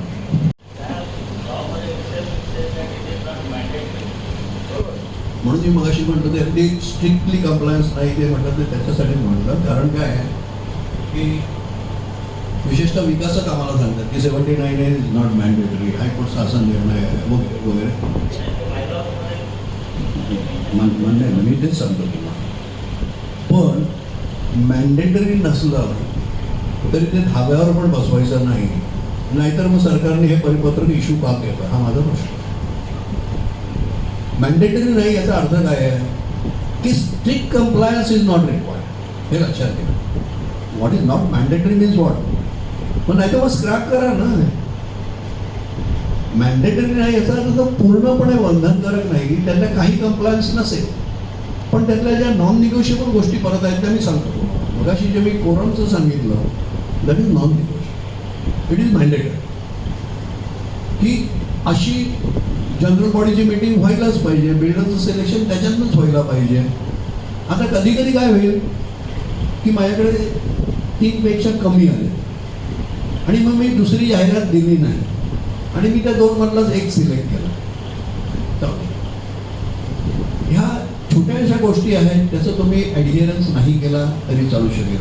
मग nobody can question it legally की अरे बाबा एवढं स्ट्रिक्ट कंप्लायन्स झाला का. 51% येस, तेवढं स्ट्रिक्ट कंप्लायन्स झाला. Transparency yes, presence of the registers officer yes, video recording yes, हे मॅन्डेटरी. पण बाकीच्या छोटू काही ज्या गोष्टी असतील ना, याच्यात बऱ्याचशा गोष्टी आहेत, तर त्याचा अगदी strict compliance is not necessary and to that extent it is not mandatory. पण हे काहीच नाही असं नाही. त्यामुळे ह्याच्यातला जितक्या म्हणजे इन युअर ओन इंटरेस्ट जेवढं जास्तीत जास्त ॲडहिरन्स हे करता येईल. आणि बिल्डर्स बऱ्याच वेळेला हेच सांगतात की नाही इट इज नॉट मॅन्डेटरी. जेव्हा आम्ही बँक गॅरंटी सांगतो इज नॉट मॅन्डेटरी, तर नाही, हे जर आम्ही माझ्याकरता जरी मान्य केलं लिगली की इट इज नॉट मॅन्डेटरी, आणि मी जर का बिल्डरबरोबर चर्चा करायला बसलो की बाबा मला बँक गॅरंटी पाहिजे, उद्या मी म्हणतो की ह्याच्यातून डिलीटही करून टाका तुम्ही, की समजा ही तरतूद 79A मध्ये पण नाही आहे, की मॅन्डेटरी आहे का हा ना विषयच नाही, पण प्रोव्हिजनच नाही आहे असं मी म्हटलं. पण मी जेव्हा सोसायटी म्हणून बिल्डरवरून निगोशिएट करतोय की भाऊ तू मला रेंटबद्दल गॅरंटी काय देणार, आणि तो म्हणतो मी नाही देणार, किंवा मी दिली तर मी 2 फ्लॅट्स किंवा 3 फ्लॅट्स तुमच्या नावाने करा, आणि मी म्हटलं मला नको आहे. Is it not a matter of agreement between me and developer? Is it not a matter of negotiation? आणि is it not something for you to decide की what is in the best interest of my members? तुम्हाला guidelines तरी कशाला पाहिजे? त्याला गाईडलाईन्सच म्हटलेलं आहे, हे लक्षात घ्या. गाईडलाईन्सचं तुम्हाला मार्गदर्शक आहे, पण ह्याच्यातनं शेवटी कॉल तुम्हाला घ्यायचा आहे. आणि उद्या तुम्ही सोसायटीचे पदाधिकारी म्हणून जर हे केलं की बाबा अरे हे मॅन्डेटरी नाही आहे त्यामुळे बँक गॅरंटी नाही दिली तरी चालेल, तो PDC देतो ना घ्या. भाडं थांबल्यावर काय करणार, मेंबर तुमच्या नावाने बोंबलतो. तर त्यामुळे ही प्रिकॉशन तुम्ही किती घ्यायची, it is up to you collectively. उद्या जर का सर्वच मेंबर्सनी युनॅनिमसली सांगितलं हे चला नको आपल्याला bank guarantee, will take the risk, तो म्हणतोय ना 4 फ्लॅट आपल्या नावाने दिले तर त्याने ते कुठेही फेकले असतील, उद्या काय झालं बोंब मारायला हरकत नाही, पण तुमच्यामुळे एकाही मेंबरला बोंब मारायला जागा राहणार नाही, कारण तुम्ही सगळ्यांनी ॲग्री केलं. It's up to you, you take a call. तुम्हाला जर का ती रिस्क घ्यायची असेल in the light of what the carets that he is holding, it's up to you. Risk केव्हाही येऊ शकते ना, पण जी रिस्क तुम्ही अँटिसिपेट करू शकता, वेअर द प्रुडन्स लाईज, शहाणपणा कुठे असतो की आपण एखादी जोखीम रिस्क बघू शकतो, फोर्सिएबल रिस्क, की मला माहिती आहे की बाबा मला ह्या पाण्यातनं तरुण तिकडे जायचं आहे, मध्ये मी डुबू शकतो, मध्ये माझ्या या जहाजाला इंधन आहे की नाही हे मला माहितीच नसलं आणि ते मध्येच झालं तर काय करणार. हे जर का मला माहिती आहे की मी बुडणार आहे तर माझं पहिलं काम असतं की बाबा मला तेवढा प्रवास करण्यासाठी माझं इंधन त्या जहाजात आहे की नाही हे तर बघणार नाही. आणि ते जर का तो शिप चालवणारा जो बिल्डर असणार आहे तर त्याला पण मी विचारणार ना की बाबा पुरेसं इंधन घातलंस का, ते अर्धवट संपलं तर काय. Bank guarantee nothing but that. एवढं अजून पार्किंग स्पेस करणं सगळीकडे प्रॉब्लेम असतात. बिल्डर पार्किंग स्पेस बिल्डर विकू शकतो का पार्किंग स्पेस? पार्किंग स्पेस त्यांनी स्पेसिफिकली म्हणजे आता गराजेस जे आहेत क्लोज गराजेस ती तो विकू शकतो, बट पार्किंग स्पेस म्हणून म्हटलं तर ते नाही विकू शकतो. गराजेस येस, क्लोज गराजेस आहेत which are not open to sky, तर ते आणि त्याला त्या ॲग्रीमेंटमध्ये डिस्क्लोज करा. सीसी आणि 5cc फुल सीसी आणि 5cc मध्ये काय फरक आहे? काही काही 5cc घेतात आणि नंतर आम्ही 2cc घेऊ तर त्याला काय रिस्क रिस्क असतेच केव्हाही असते. आता कसं असतं, 5 CC म्हणजे आता समजा तुमचा एक 20 मजली टॉवर आहे असं समजा, आणि त्याच्यात एकच टॉवर आहे आणि त्याच्यातले तो म्हणतो की बाबा आत्तापर्यंत 7व्या माळ्यापर्यंत मला 5 CC मिळालं. ओके, आता गंमत अशी असू शकते की त्या 7व्या माळ्यापर्यंत त्यांनी रिहॅबचे मेंबर्स अकोमोडेट करणार आहे आणि 8व्या मजल्यापासून सेल्सचे आहे आणि रिहॅबला मला लवकर द्यायचं आहे, तर त्यामुळे मी 7व्या मजल्यापर्यंत CC आणतो, तिथं 5 CC. तर जोपर्यंत 5 CC असली तुमचा मजला कव्हर होतोय की नाही हे बघणं तुमचं काम. You take care of that. मग वरचे त्यांनी काय किती मजले बांधायचे आणि त्याचं ॲग्रीमेंटप्रमाणे काय जे असेल ते असेल. Those who are concern with that they should take care of it. पण whether you are a buyer or whether you are a rehab member, तुम्हाला जो ताबा देतोय तो त्या फ्लॅट पुरता आणि त्या मधल्या पुरता CC आहे की नाही हे बघणं तुमचं कर्तव्य आहे आणि without that don't ever accept. अजून एक म्हणजे 2018-19 मध्ये ज्यांनी फ्लॅट्स घेतले असतील आणि त्यांची ॲग्रीमेंट 18-19ला झाली असेल आणि ज्या लोकांना कमिटमेंट असेल 2021 मध्ये तुम्हाला फ्लॅट देणार, पण आता सगळे विकासक पुढे 2-2 वर्ष एक्सटेंड करतायत आणि कुठलं ते गोड शब्द म्हणजे कोविड, तर ते महारेराच्या अंडर ते कसं काय कवर्ड आहे की त्यालाही तो सेक्शन 18 लागू आहे ॲग्रीमेंटप्रमाणे त्या तारखेला दिलंच पाहिजे का कोविडमध्ये त्यांना काही स्पेशल एक वेगळं हे दिलं होतं? आता हा मुद्दा जो एकदम रिलेव्हंट आहे की COVID is a force majeure. Okay, ते which was beyond anybody's control, की त्यामुळे त्याला काही करू शकणार नाही. त्यामुळे त्याच्यामुळे जर का कमिटमेंटमध्ये ब्रीच झालेला असेल तर दॅट इज कंडोनेबल आणि ते सर्वोच्च न्यायालयापासून सगळ्यांनी सांगितलेलं आहे. सगळीकडे देर is a condonation of delay in all the judicial system.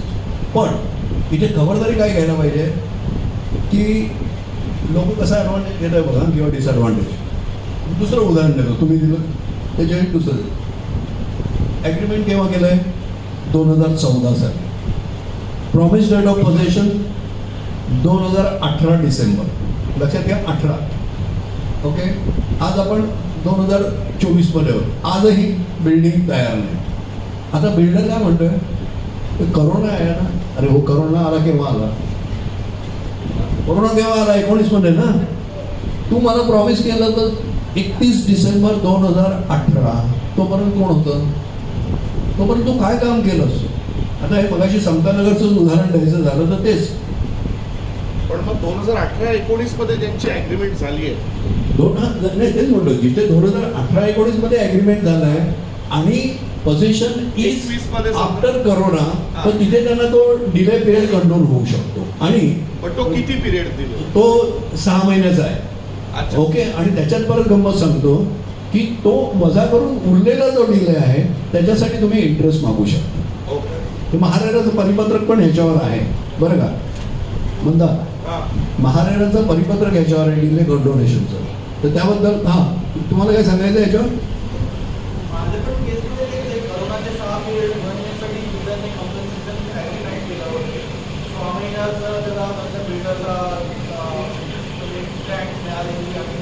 तो डिले कंडोन होऊ शकतो provided the date of possession promise in the agreement is post COVID. पण बरेचसे लोक आधीचं हे असून देखील त्याचा ॲडव्हान्टेज घेतात की आजपर्यंतही दिलेलं नाही आणि त्यांचं नाही, तर त्यांना तसा डिलेचा कंडोनेशनचा पिरियड मिळू नये. आणि जो पोस्ट कोविड तुमचं म्हणता प्रॉमिस डेट ऑफ पोझिशन होती, this is a force majeure, genuine difficulty आहे. तर त्यामुळे मला वाटतं महाराष्ट्राने 2दा वाढवून दिलं. एक आधी 6 महिने दिले आणि नंतर काही मला वाटतं 3 महिने दिलेलं आहे. तर असं तेवढा डिले जो कंडेम होऊन बाकीचा डिले जो असेल तर you can claim the compensation. Problem असा आहे की रेरा एन्फोर्स करू शकत नाही. RERA has granted in my favour मला कम्पन्सेशन वगैरे हे ते सगळं. In fact I have compensation that other buyer. पण प्रॉब्लेम असा आहे की बिल्डर पेमेंट करतच नाही. बिल्डर कम्पन्सेशनचं पेमेंट करतच नाही. त्याच्यासाठी नॉन कम्प्युटरसाठी बऱ्याच गोष्टी आहेत तुमच्याकडे. इनफॅक्ट मी तुम्हाला सांगतो बऱ्याच वेळा हा प्रश्न येतो की बाबा महाराजांनी ऑर्डर पण दिलेली आहे, builder is not complying. There are measures. एक्झिक्युशनची प्रोव्हिजन आहे. त्यामुळे नॉन कम्प्लायन्ससाठी 2 पद्धती आहेत. एक एक्झिक्युशनसाठी सर्टिफिकेट घ्यायचं which allows you to have the builder's property attached and recover the amount, number one. Number two, as per section 61 or 63, non-compliance of the order by the developer, order असेल, direction असेल, ते असेल, तर builder can be penalise to the extent of 5% of the project cost. आणि याच्यातनं per day delay पण आहे payment penalties. त्यामुळे ह्या सगळ्या दोन्ही गोष्टी तुम्ही लक्षात घ्या की केवळ तो करत आहे ना, नसून करून द्या ना, provisions are there, you execute your order, एक. आणि दुसरा, make a application for penalty की the builder is not complying with this order dated so and so. त्यामुळे पेनल्टी सुरुवातीला ते पर डे पेनल्टी लावतात, which can go up to the extent of 5% of the project cost. एक प्रश्न आहे, RERA area आणि मोठा एरिया याच्यात फरक आहे. रेरा एरिया आणि मोठा एरिया म्हणजे तुमची काय रेरा महारेरासारखं हे एक सारखं असतं. रेरा एरिया आणि मोफा एरिया म्हणजे काय? आता ह्याच्यात कसं असतं, मोफा एरिया म्हणजे आपण जी आता सध्या सगळ्या ह्याच्यात कार्पेट एरियाज आवश्यक असते. Everything agreement has to quote carpet area, काय neither the built up area nor the super built up area. ते पूर्वीचे सगळं होतं ते गेलं. आता त्यामुळे कार्पेट एरिया, फक्त कार्पेट एरियामध्ये कसं होतं, मोफामध्ये carpet area was really carpet area in the sense की 2 रूममधलं जी भिंत असते, ओके, ती एरिया वॉज एक्सक्लुडेड. आणि कार्पेट टू म्हणजे वॉल टू वॉल ज्याला म्हणतो, की कार्पेटपासून ते वॉल टू वॉल जी एरिया असेल लगेच ते कार्पेट. आता रेराची एरिया जी आहे त्याच्यात त्यांनी काय केलेलं आहे की ज्या इंटरनल वॉल्स आहेत की जी that were excluded in the MOFA is included in that. तर त्यामुळे तुम्हाला थोडक्यात उदाहरण सांगायचं झालं तर रेराची कार्पेट एरिया जर का तुम्हाला कोणी सांगितलं की मी 500 स्क्वेअर फीटचा फ्लॅट देतो, ॲग्रीमेंटमध्ये म्हटलं रेरा कार्पेट एरिया म्हणून त्याला म्हणतो, ओके. तर त्यामुळे आमच्या मोफाच्या ह्याच्यामुळे ती एरिया ही साधारणपणे 5% कमी असू शकते. हे लक्षात is on an average depending on the area, की साधारण तेवढी भिंतींची एरिया तुमची किती मोठा फ्लॅट आहे त्याच्यावर अवलंबून असेल, पण साधारण 3 ते 5% व्हेरिएशन ह्याच्यात येऊ शकतं. की म्हणजे रेरा एरिया ही श्रिंक आहे आणि मोफा एरिया ही आपल्याला जास्ती युटिलिटीला ॲक्च्युअल कार्पेट एरिया म्हणून ती मिळत होती. इथे त्यांनी ते इंटरनल वॉल्स रेरामध्ये इन्क्लूड केलं. त्यामुळे आम्हाला वाटतं की फ्लॅट आमचा एवढा मोठा आहे, पण त्यामुळे तुम्हाला जेव्हा 500 स्क्वेअर फीट म्हणतो तेव्हा तो प्रत्यक्षात कदाचित आपल्या जुन्या ह्याच्याप्रमाणे तो 490, 475 वगैरे असा असू शकतो.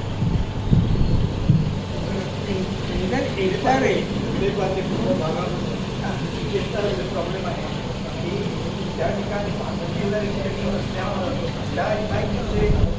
होत नाही.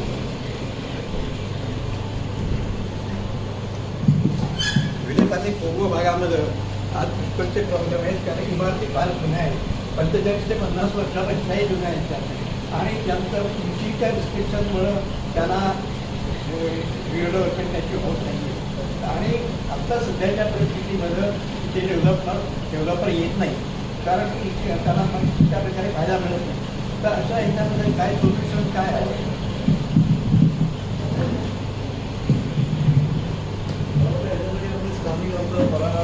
काहीतरी करतायत गव्हर्नमेंट मेजर्स, कारण हा शेवटी पॉलिसीचा इश्यू आहे. त्यामुळे काय करतायत वगैरे मला आता एक्झॅक्टली माहीत नाही काय पद्धती आहे, पण दिस इश्यू इज व्हेरी डेअर. पण हा आता कायद्यातला हा इश्यू इथे नाही आहे की बाबा तिथे तुमची हाईटच हे आहे, त्यामुळे हायकोर्टात पण ही मॅटर पॉलिसी घेतली वगैरे. पण ह्याला पॉलिसी ह्याच्यातनंच काहीतरी इन्सेंटिव्ह जास्ती देऊन वगैरे काय करता आलं तर वगैरे. कारण कुठलाही पुनर्विकास प्रोजेक्ट जेव्हा असतो तो व्हायबल असणं हे बिल्डरला देखील आवश्यक असतं. की बिल्डर काय करतो ते तुमची बिल्डिंग काढतो, तुम्हाला भाडं देतो, जास्ती जागा देतो, अमाऊंट देतो, आणि हे सगळं देणार कुठलं तर सेम कॉम्पोनंटमधनं येणाऱ्या पैशातनं तो सगळं करणार आणि त्याची पण मार्जिन ठेवणार, ओके. तर त्यामुळे हे सगळं हाईटच जर का रिस्ट्रिक्ट केली तर तो तुम्हाला ॲडिशनल FSI असूनही तो युटिलाइज करता येतो. परत इथे तुम्ही तडजोड करू शकत नाही की बाबा विमानाने आणखी वर उडून जाणार आणि ते लँड व्हायची माझी वेळ आली किंवा टेकऑफची वेळ आली. त्यामुळे हाईट रिस्ट्रिक्शन हे हाईट रिस्ट्रिक्शन. अनलेस आता तुमचा नवीन एअरपोर्ट तिकडे नेला आणि मग इकडे काहीतरी झालं वगैरे तर काहीतरी होऊ शकतो, पण that is going to take another 3 to 5 years. हा?